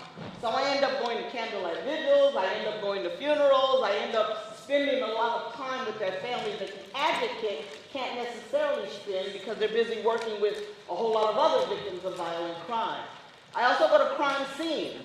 So 2021 and 2022 were horrendous years, if you could imagine, right after the COVID, right when COVID hit March 15th, 2020, and everybody had to be housed, everybody had to stay in their home. There was a lot going on with regard to violent crime. People were buying guns with that stimulus money that they were getting. They were buying guns because they were feeling unsafe. They weren't quite sure what tomorrow would bring, and so they wanted to make sure that they could protect both themselves and their families. So there were a lot of people purchasing guns. Homicides would increase. A lot of domestic violence definitely increased because you had people in their homes that were not used to being at home together for that period of time. And tempers flared, issues occurred. So we had a lot of domestic violence calls, a lot of child abuse calls. A lot was going on in the county of Los Angeles, of which Santa Monica is a part, right? So there is a rape crisis center here in Santa Monica where I have an advocate there. There's some deputy district attorneys there as well. So we just try to do as much as we possibly can for the entire county. So let me get into the program. What is the program about? So the LA County District Attorney's Office has a contract with what's called the California Victim Compensation Board. They are in Sacramento, and they are what house and what funds this program. So the program is in every county in the state of California. So, and most of the time, it's in the district attorney's office because we handle felonies, right? So all of those murders and all of those things is what we handle, and because we handle those, we want to be able to grab onto those victims as soon as possible, okay? But it's in every county, so Riverside, San Bernardino, Orange County, every county has this program. And then you go to other states, and those states have the program as well in each of their counties. So it's not uncommon for us to work with someone who resides, let's say in LA County, but they were visiting Texas and got shot. Because they were visiting Texas and they got shot, they don't want to stay in Texas to receive mental health therapy because we pay for that, right? They don't want to stay in Texas, they want to come back home. So we assist people that were victim of a violent crime in another state and then come home where they work with an advocate to connect them to the services that the program pays for. So what does this program pay for? It pays for a lot of services for victims of a violent crime. For them, we will pay for mental health counseling, right? That's the biggie right now. May is Mental Health Month. That's what we're here to talk about, mental health. We pay for that mental health counseling. We can assist them with relocation. Many times you have a witness or a victim that may testify against that perpetrator. And now that perpetrator's family may know where they live. It is unsafe for them to go back home. So we will assist them in relocation. We pay for crime scene cleanup. Many times there's a situation in someone's home or near someone's home, around someone's home, and that needs to be cleaned up. So we will pay for crime scene cleanup. We pay up to $12,818 for funeral burial. So many times we get connected to families where the victim died in a homicide. And if that's the case, we will pay up to $12,818 to assist that family in burying their loved one. So we pay for retrofitting. So let's say you were shot and now you're paralyzed, right? It happens more than people would even imagine that it happens. But in those situations, you cannot drive your car the way you could drive it prior. And there are a lot of things in your home that you cannot necessarily reach anymore. So we will retrofit your car and your house. So that means you may need bars if you're in a wheelchair now. Your car definitely has to be retrofitted for that wheelchair. So we will do all of that type of retrofitting for someone in need that was a victim of a violent crime. So there's a ton of services that we pay for. I brought two pamphlets with me. One is the Crime Victims Know Your Rights, just so that people are aware and know what the program is all about. The other one is Navigating the Criminal Justice System. So one of the things that the advocates do a lot of is court escorts. There are a lot of people who have to go to court, but they don't know anything about the criminal justice system. And sometimes they're sitting there, and heaven forbid, they're sitting there like a deer in headlights. Like, what are they talking about? What is the difference between a pretrial hearing and an arraignment? They have no idea. So the advocates do a great job of sitting with them to walk them through the process so that they are understanding what is happening in their own case, right? Very, very important. We also have a restitution enhancement program. People hear the term restitution all the time, but they're not really sure what it means. So restitution represents any funds that I can get reimbursed back that were tangibly destroyed. Tangible means I can touch it. So if somebody walked into my house and kicked over my computer before they shot me, right? That computer is tangible. How much is that computer worth? The dollar amount that that computer is worth is called restitution. So at the end of a trial, you may hear the judge say, and you owe the victim $5,000 in restitution. So that's what they're paying. They're paying back what they destroyed. Okay? So we have a restitution enhancement program that actually works with that victim and or their family. So the people who are eligible for this program is not just the victim. It's also the immediate family of the victim, right? Because if something happened to me, if I was walking down the street and I got beat up, my mom is going to feel a certain way about that, right? And so we want to take care of her mental health as well. So all of the immediate family, and I have 10 brothers and sisters, all of the immediate family would be eligible for mental health counseling, right? We want to make sure of that. If you were a witness to that crime, you may need mental health counseling. You may also need relocation, because if you testify, they may know where you live as a witness, and it may be unsafe for you to go back home. So we do that as well. I have a phenomenal resource guide. This is a resource guide that has a ton of resources all over LA County. Resources for domestic violence, therapy, human sex trafficking, you name it. All of the courthouses are in here. All of the probation offices are in here. All law enforcement offices are in here. Not just LAPD and sheriffs, but all of the municipalities are in here as well. I train all of law enforcement on this program, sheriffs, LAPD, and all of those municipalities as well. So all of that information is in here, along with all of the advocates and their locations. So it is a phenomenal resource guide of special therapy, therapists that work with domestic violence victims, special therapists that work with child adolescents and child abuse, child sexual assault. All of that is in here. I've brought a number of them for any and all of you that might be interested in them. I also wanted to say every month I do a community provider forum. It is on Zoom, and I do it it's the third Wednesday of every month from 1:30 to 3:30. In June, it's going to be on June 26th, because June 19th is a holiday, Juneteenth, woohoo! But it's going to be on June 26th, and June is Men's Health Month.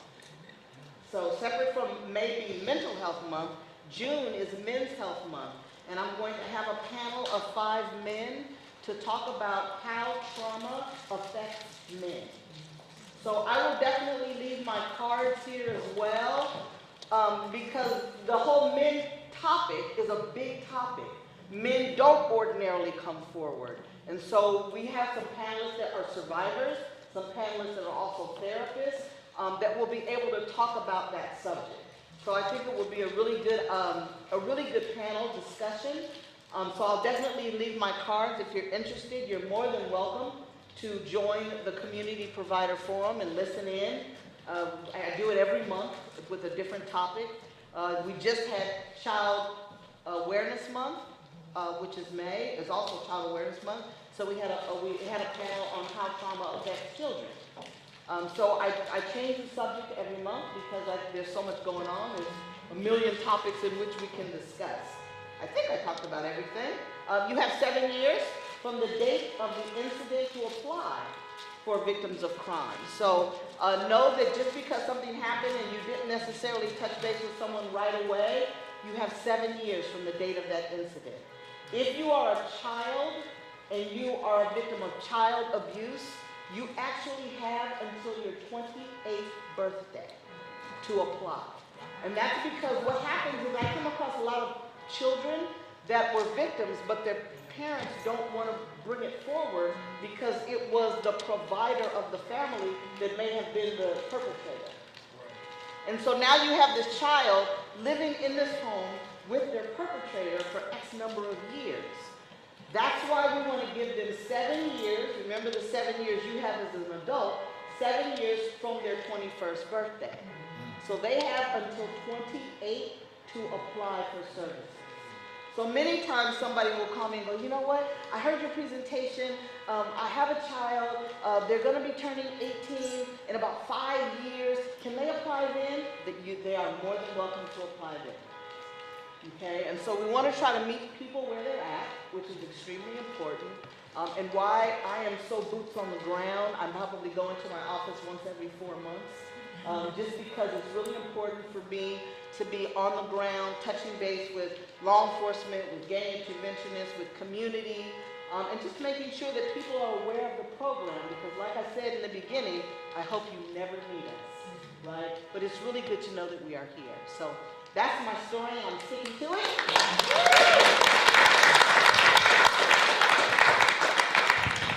Is there a Q&A here, or do I just sit down with my lovely items? I will definitely make all of these available to you. I also have pins for everyone because it has all of our information on it. Does anyone have any questions for Shari? I had a question, but you answered it at the end, and that was, how do victims know about the program? I'm sitting here now and I'm just hearing about this program, but how do you get it out? How do you get it out to people so that they know that this program exists? So the program's been around since 1965. It is not, I always know that year, and I always know that year because the year I was born. It was started in 1965, so I'm always amazed at the people who have never heard of it. However, I do tons of resource fairs, right? And when I sit down with all of my information and materials, people see my tablecloth and they say, oh, district attorney, oh, victim, go on, go talk to her, right? I go, no, come back. I want you to have the information. So sometimes we're afraid to discuss or talk about things if we're not a part of that in-group, if you will. But other ways that they can get information, the gang interventionists, that's a great one. Oftentimes they send me people's names and numbers way before law enforcement even knows they exist. If there is a crime report, that crime report oftentimes will be given to an advocate. So the advocate can reach out based on that crime report. The advocates also go to court. They go into a courtroom. They'll look at the court calendar for that specific courtroom and say, okay, I see a rape, I've touched base with that person. I see a domestic violence, I've touched base with that person. Oh, here's a child abuse, I don't think I've touched base. So they can go on into that courtroom and touch base with that person, right? There's a myriad of ways. Then there are some people that will just call us, right, because they're aware. And then there's a ton of nonprofits that we work with. Any nonprofit that works with child abuse, domestic violence, human sex trafficking, and they always connect their victims to the program. So there's a myriad of different ways for people to hear about us, know that we exist, so that we can, and these presentations are extremely important. I do them all over the county because you may come in contact with someone who needs us. And you may say, you know what, I just heard somebody talking about this, let me give you that number, right? And so that's another way that people can get in contact with us as well. But there's a myriad of different ways, and I just say as long as you get one within 7 years, right? And even if it's over 7 years, I have argued if, you know, so somebody came to us after 10 years and said, I just didn't know you existed. And not only did she not know we existed, but she was dealing with trauma. And so for her to reach out to try to find something would have been ridiculous for us to think that she would have done that, right? So I argued her point. And even though it had been 10 years, she was approved. So I always say, always try. If you never try, it's a definite no. If you try, it may be a yes, right? And so that's another way. So even if you're over the 7 years, please, you can always try. So do people contact you directly, or how? They contact me directly. There's an 800 number where they can get connected to an advocate. They do not have to go through me. I am not a middleman. I could be a middleman if I need to be, but definitely not important to the overall connection of that victim to an advocate. But there is an 800 number that they can call, and they can get connected to an advocate. I want to say something as well. This is a place like the encouragement group. This is why we invited Shari here to share that this is here for the community, because if you don't know, how do you get them? the information. So groups like this, the encouragement group, you know, other nonprofit groups, you know, they bring this to the community, and this is how the community get informed. So, yeah, just ask us, and you know, if you need something, we'll bring it to you, and bring them to us. Because if we don't know, people are not going out and reaching. We will not know. And, because, you know, so thank you for showing up. Yes. I sit on the advisory board, the DA advisory board, and I made that request because Josh needed that, and, you know, no one reached out to him. And when I, you know, heard his story, this is why you're here. Yes, Yeah, it might seem pretty straightforward, but what is considered a violent crime? So a violent crime is where there was actual violence to a person and not to property. So oftentimes people call me because their car was vandalized, and I would say, well, were you in it? And they go, no, I was down the street, but my car, we don't pay for property, we pay for people, right? So it could be an assault. If I was just walking down the street and I was beat up by 5 people, that's an assault, that's a violent crime. I would be eligible for the services.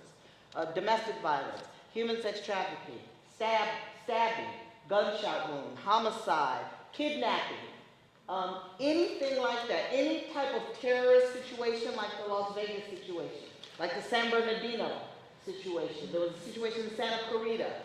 We were at all of those venues. So any type of violent crime like that, does that make sense? Yeah. The word violent is really the key word that you would look for to figure out whether or not a hit and run is actually a violent crime. Because the minute you leave the scene, it's now a felony. And a felony, any felony represents a violent crime. So if I hit you and you fall out, you don't even have to die, right? You fall out, I was hurt in some way, but I kept going. That is considered a violent crime because you hit someone and you ran. And that in and of itself is a felony. So elder abuse? Elder abuse. I have 2 advocates that do nothing but elder abuse. So yes, elder abuse most definitely.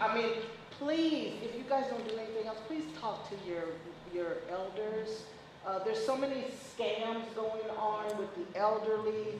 People will call them and pretend to be someone they're not. We were working with an elderly woman at one point that lost $150,000 because the person called her and he was like, "Hey grandma, how are you?" And she was like, "Fine, who is this?" And then he said, "You mean you don't know your grandson's voice?" And she said, "Johnny." Boom, now he's got a name. "Yes, it's Johnny. I'm in a jail, but I don't want my parents to know. Can you please bail me out?" And $150,000 later, you know, we found out about it, and so we're trying to work with her. It is almost impossible to get that money back. Carjacking, the person was opening the door, somebody came and threatened them, grabbed the keys, and then stole the car, and then drove the car into another county, but wrecked it. You don't pay for... We wouldn't pay for the car, but we would pay for the person. Okay. Right? So if they need mental health counseling as a result of what happened, we would pay for that. But nothing stolen out of the car. Correct. I have a question for you. Go ahead. Similar to what you said about elder abuse, because elder abuse can be abused without a physical violent crime. Yes. Same thing as domestic violence is sometimes verbal and other kinds of trapping abuse and not something that you would see on their body. Yes. And so I guess the only thing you could, so you take those? Yes. We work very closely with Adult Protective Services. Yes.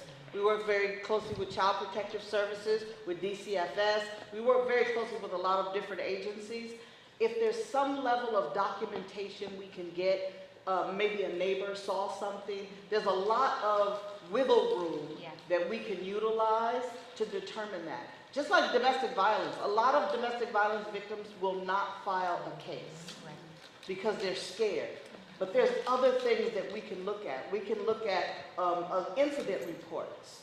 So when you call law enforcement out to a scene, by law, they have to complete an incident report, whether you want to file a claim or not, right?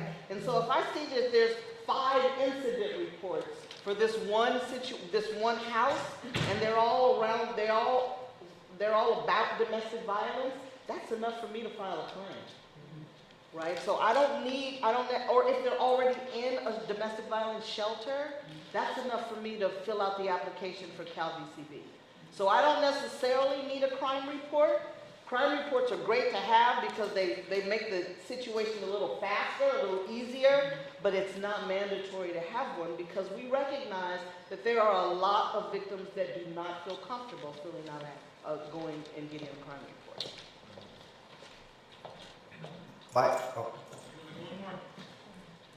So, yeah, it's very apparent in your speaking and in your presence. You're a very powerful woman, and you have a lot of compassion, and like you're driven by something. And so, what I wanted to ask is, what inspired you to take on this role to be an advocate for those that could not advocate for themselves?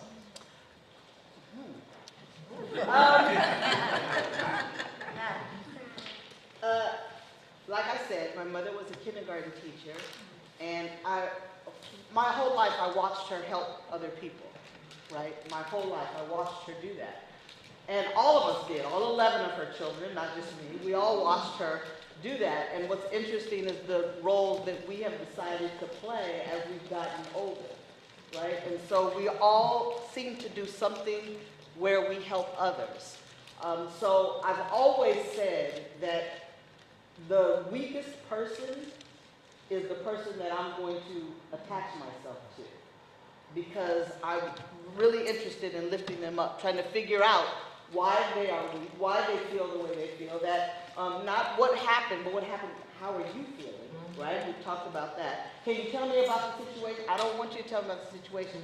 I want to know how you feel. What's going on with you? How can we assist you?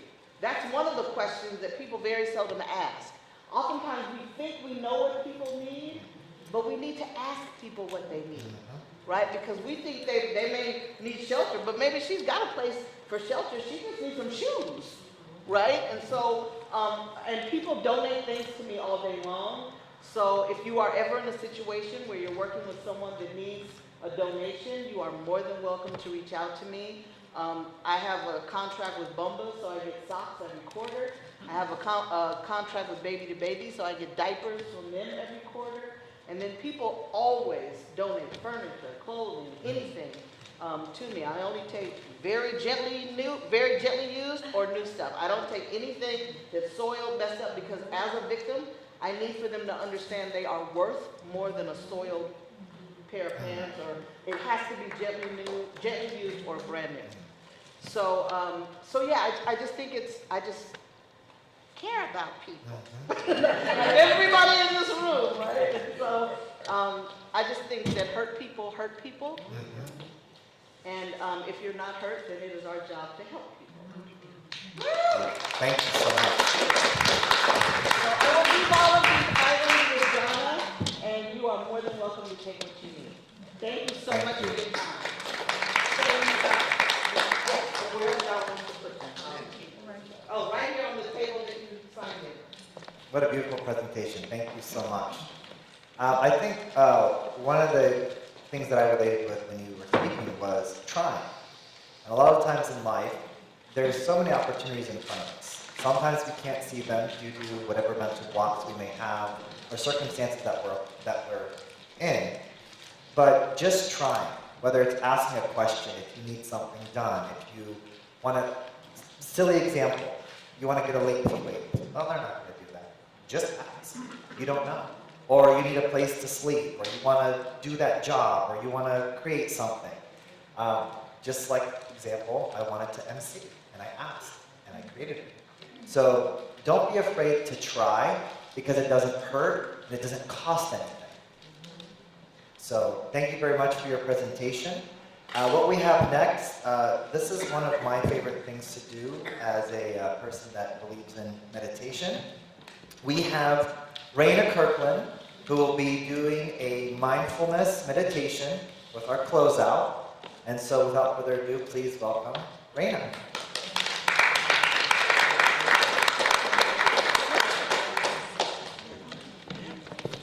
Do you need assistance in anything? Yeah, I was just I got it.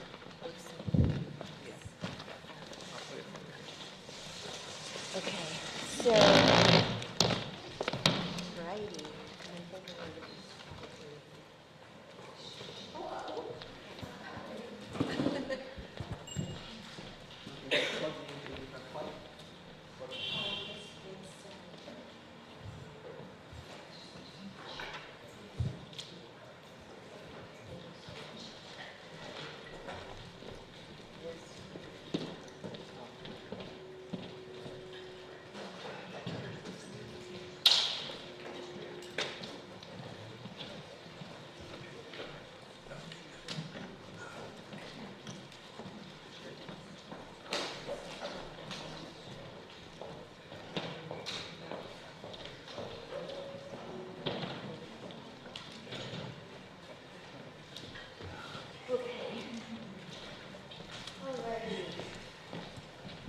Can you guys all hear me okay, or is this best to use this? Okay.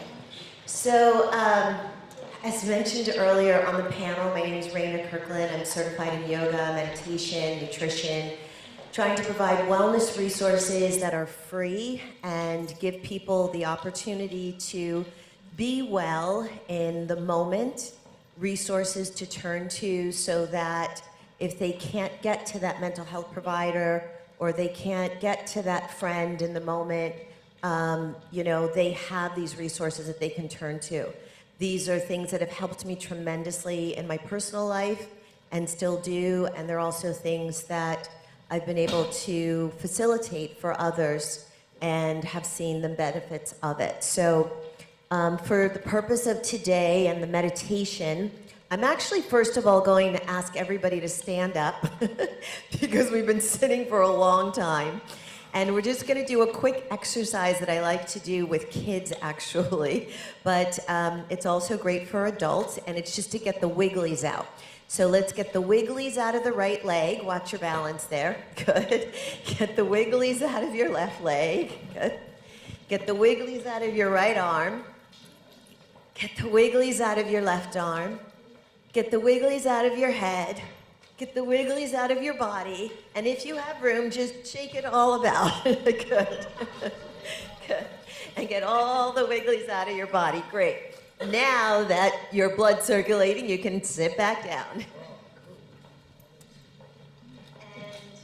can you still hear me without the microphone? Yeah, just a little bit louder. A little bit louder? Yeah. So this is my entertainment background projecting now. Shari, an entertainment background voice.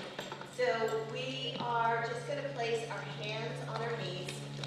And the first thing that we're going to do to start the practice is we're just going to get present with the physical being self. So I just want you to tune in to what your feet feel like on the floor. Do they feel heavy? Is there an ankle that hurts? What does that feel like to just feel the presence of your feet on the floor? And now feeling into your legs, your knees and your hips. Maybe you're noticing some aches that you don't normally pay attention to. Maybe it's just hard to connect all together, that these legs are part of you.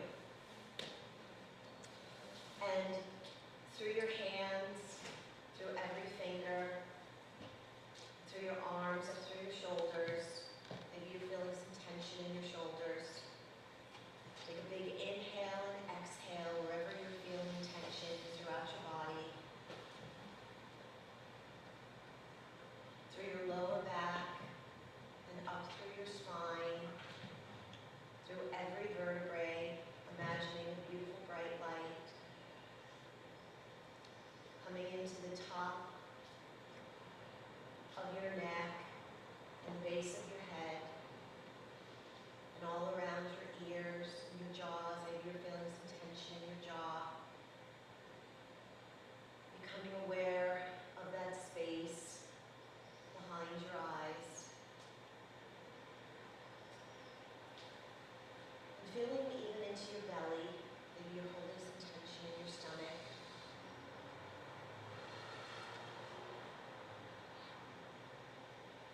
And as you get into your chest, I want you to put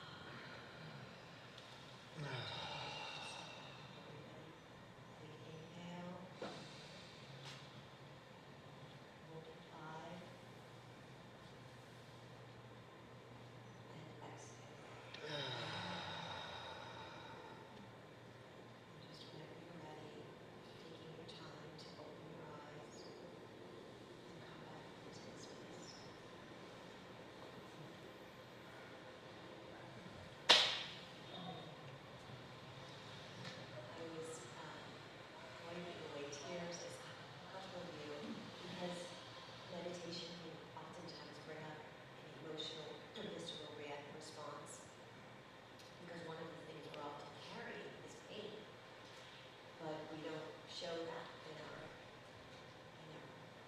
life to everyone, like the cloud.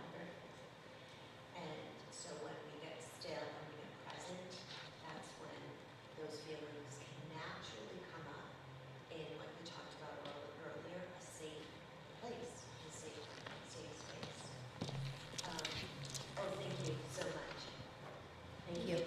So before I share a little bit about mindful practices, after meditation, I always like to hear from others as to how they're feeling, the difference from when they first started to now, or anything that may have come up for you.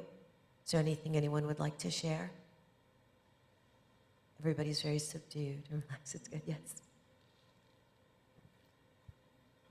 One of the things that was coming up for me as I'm learning to like rebuild myself and, you know, make money and I don't use the word survive, but take care of my needs, that I get to ask for what I'm worth and know my value. And there's fear around telling people this is what I want or the money that I want or need, but I get to do that. And because I get to take care of myself and I can't just please everybody else or bend over backwards so that I look good or that, you know, to be liked. So you had that revelation amidst the meditation? Yeah, I mean, it's during this whole presentation, I have an event after this. Nice. And they changed the dynamic of the deal. And I've been working on like my organization and arranging the dog and the clothes. And they're calling me the whole time. And I'm like, just tell them what you want. And I've been afraid to just say, I want the extra $100, even though that makes a difference right now in my world. Right. And it shows up, not just right now, but in how I've conducted business for the past 15 years and how I got to where I got by not standing my ground and knowing my principles and my values. No, it's beautiful. I'm a big believer in energy and in where you're at and what you attract. And so it seems like that today has really helped bring you to this place to be ready to receive. Oh, absolutely. That's great. And I'm really grateful to be here in this room with all these beautiful people and this welcoming, loving space. And I feel that I believe in God and the universe. That's my belief. But I believe that I'm stepping into my purpose finally. And like I said, this is like, I feel like I'm living a dream right now with this microphone on and watching you speak and listening to people ask questions and people present. This is like a big, it's not like, it's a big blessing for me. Yeah, Thank amen. you. Right. Yes, thank you.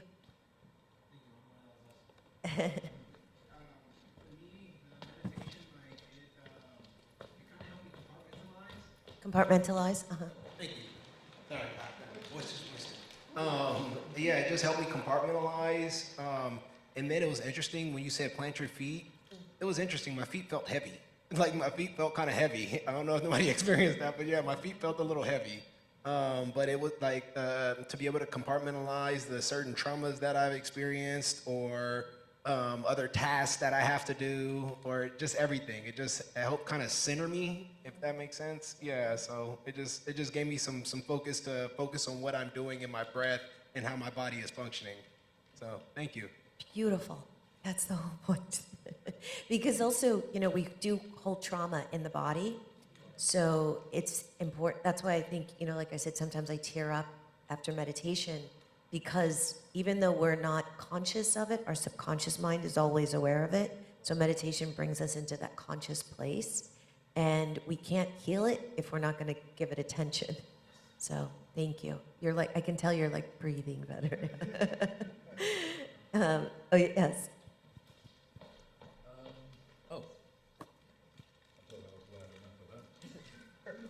Okay, I'll use the mic just to be nice. I regress, and what I did, my wife is a very successful yoga teacher and spiritualist and all this stuff. So I live with it, but it doesn't mean that I am it. I tend to shy away a little bit at times. I found myself looking back on my childhood. I grew up on a little farm in a tiny little town in Australia. There were 7 farms, and that was it. That was us. I grew up there with my grandfather, and I learned everything about who I am from my grandfather talking to me, and then my mother, whom I went back to as I got older, and I lived with her. All my life, I've tried desperately not to be who I am, if you understand. I got into a profession in which truly I don't have to be. I'm an extremely successful actor, and I can play characters, so I can go on film, and I can bring the things inside of me. One day someone said to me, "What's it like being an actor where you can kick the crap out of all the stunt guys?" And I said, it's really fulfilling, because I get rid of any emotional baggage that I have in that direction, and I don't hurt them. I can't. They're a lot bigger and stronger than I am. But I get to get this thing out, and then I don't have to take it out on those around us. And I think the last thing I'd like to say is that I've been on this earth for one hell of a long time, and God has been very kind to me and allowed me to stay. And the one thing he gave me 35 years ago was my wife, who took me when I was on the way out. People were having competitions on when I would kill myself. And it wasn't that I wanted to kill myself, it was just I was such an idiot. I was doing things that were not very smart. And when I finally met Grace, who was a Buddhist, all that changed. Everything changed for me in the being able to sit quietly and listen and respond. And I think I'm still here because of her, to be blunt. And I'm now 79 years old, and I think I'll be here for a little longer, and it'll be fun. Wow, thank you so much for that testimony of your love and your life. What I find really interesting is we talked a lot today about how mental health affects men and how men don't typically open up to talk about it. And literally we've heard from 3 different men. And that's, and I think that that's so much the power of meditation, and you're regressing back to your childhood, you know, and recognizing that there may have been some emotional anger that you got at without actually hurting people in your work, acting. I'm also an actor, you know, it's so cathartic because it gives us the opportunity to express and, like you said, get all of those things out. And meditation, as you know from your wife, is another way to do that. So thank you so much for that share. And I hope many blessings to you guys for many more happy years.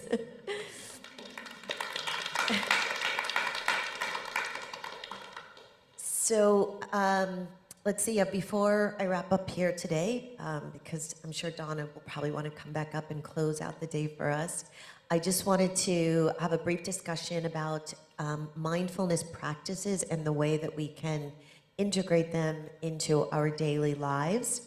Thich Nhat Hanh, the monk from, I don't want to say, it was a Tibetan monk, actually. He passed recently, but he would say, when you're washing the dishes, just wash the dishes. And I love that, because so often we'll be doing a mundane task like washing the dishes, but we'll also be listening to a podcast, you know, or we'll also be, you know, talking to our kids, or we'll have our minds someplace else, you know? And so just the ability to be present with things like brushing your teeth, you know, washing the dishes, you know, to really ask yourself, is my mind going to a bunch of different places right now? Am I, you know, brushing my teeth and thinking about something else? Am I washing the dishes and listening to something else?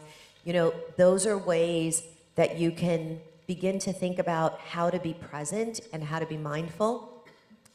Another area outside of mundane tasks to be mindful is in how we communicate with each other.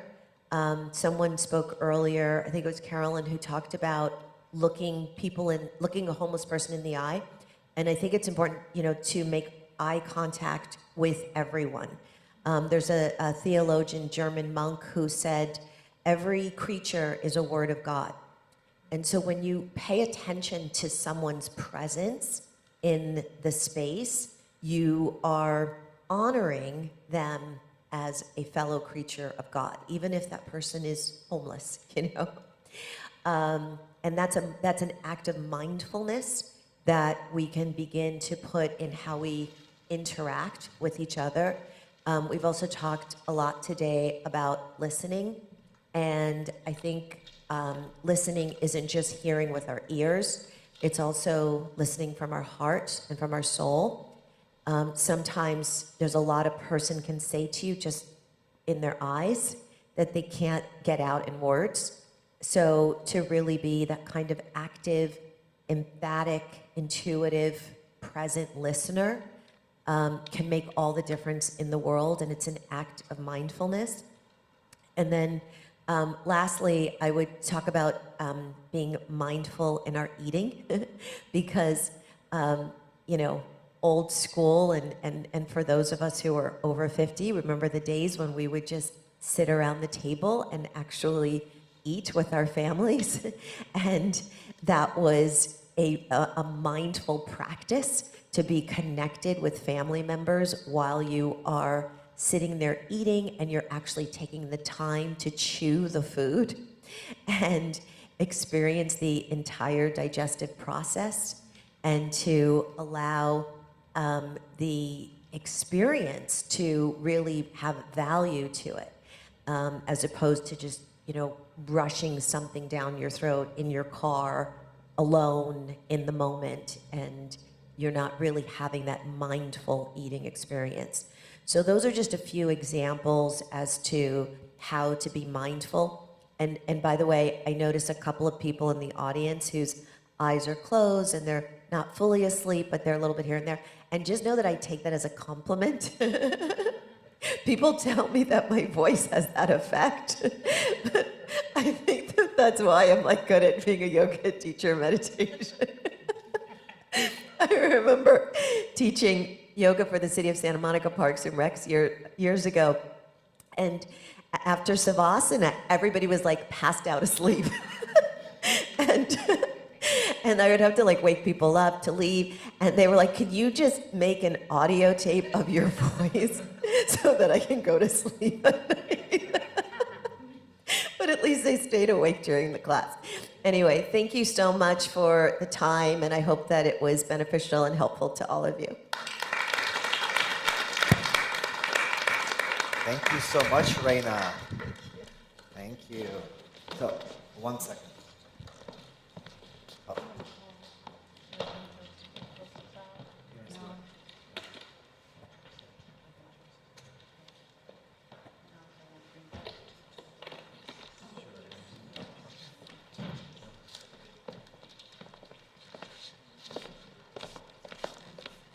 Hello, hello, can you hear me? Wow. I would like to invite in this space gratitude and love for each and every one of you that showed up.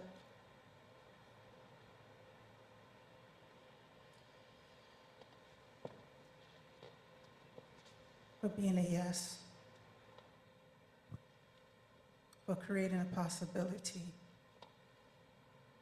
with a ripple effect that goes out to our community.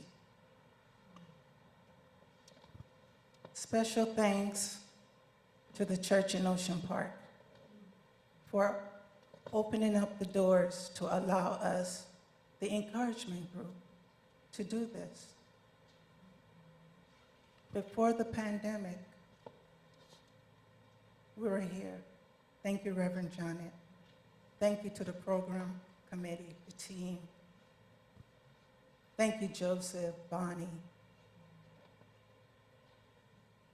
Then we had COVID. The church gave us and support us through Zoom. Very grateful. Our community that I'm touched, really touched, and very grateful. And when I think about grateful, I'm so grateful to Grace. Yeah. Yeah, very grateful. It's interesting how we met, and to me, now she's coaching me.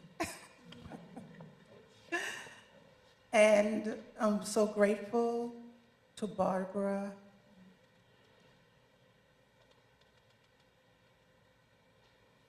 John Pierre. I could go on, and I don't want to miss anyone's name, but the encouragement group team is a big deal. We support each other. We really do. We encourage each other. We really do. We stand for each other. It's not about self. It's about a community that works together with no attachment. And I so appreciate that environment. So to each and every one of you, you brave people that did the skits, all right, it was beautiful, beautiful. Dolores, Brian, John Pierre direct this and narrated the skit. Fine time. How far do you live, John Pierre? Where? Long Beach. Long Beach. To be here. Josh, where are you coming from to be here? Coming from Riverside County, Temecula. That's right. And Josh been with us with the encouragement group for how long now, Josh? Pretty much.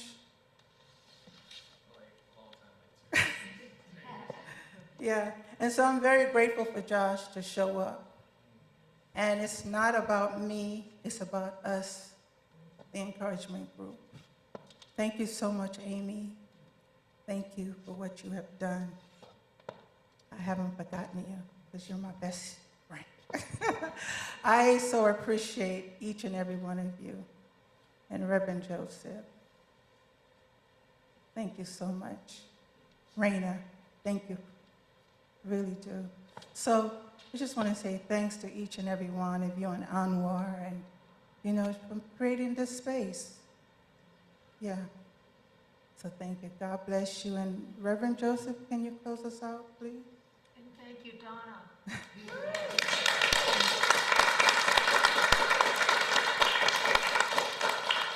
Thank you so much, Bonnie. But please, just, I'm feeling like touch your chest, touch your heart, and feel that heartbeat. That's you. Feel the beat of your heart. Just be present to that. This will give you life. That's your oxygen. Be grateful to this person that beats each and every day. We give thanks. We give thanks for all those who have contributed. We give thanks for those who have sat silently and was blessed, even without saying a word. We give thanks for the opportunity to share our gifts, our talents, our time, our treasures. Thanksgiving is thanks living. Thanks be to the Creator. Amen.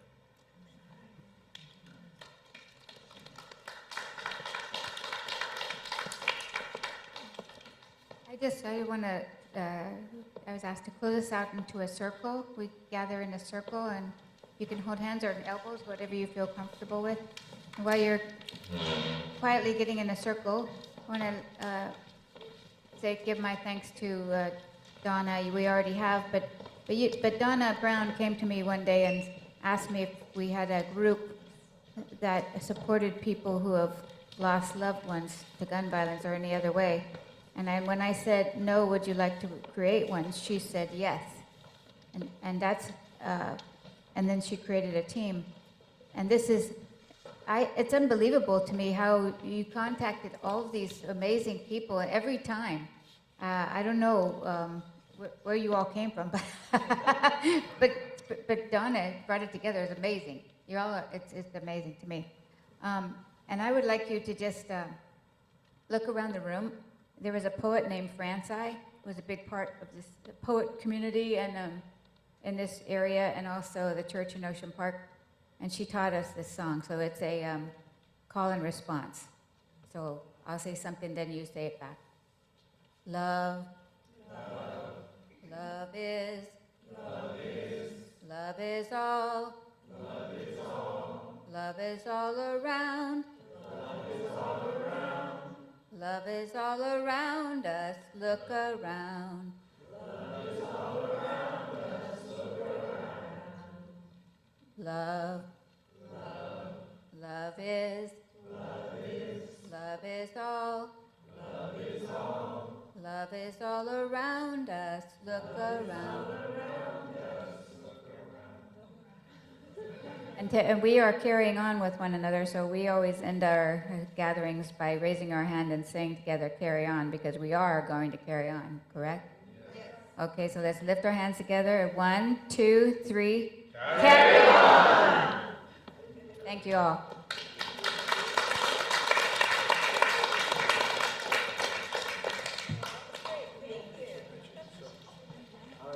We have one more surprise while you guys are all standing. So part of life is movement, joy, play, and fun. So Nate, hit it.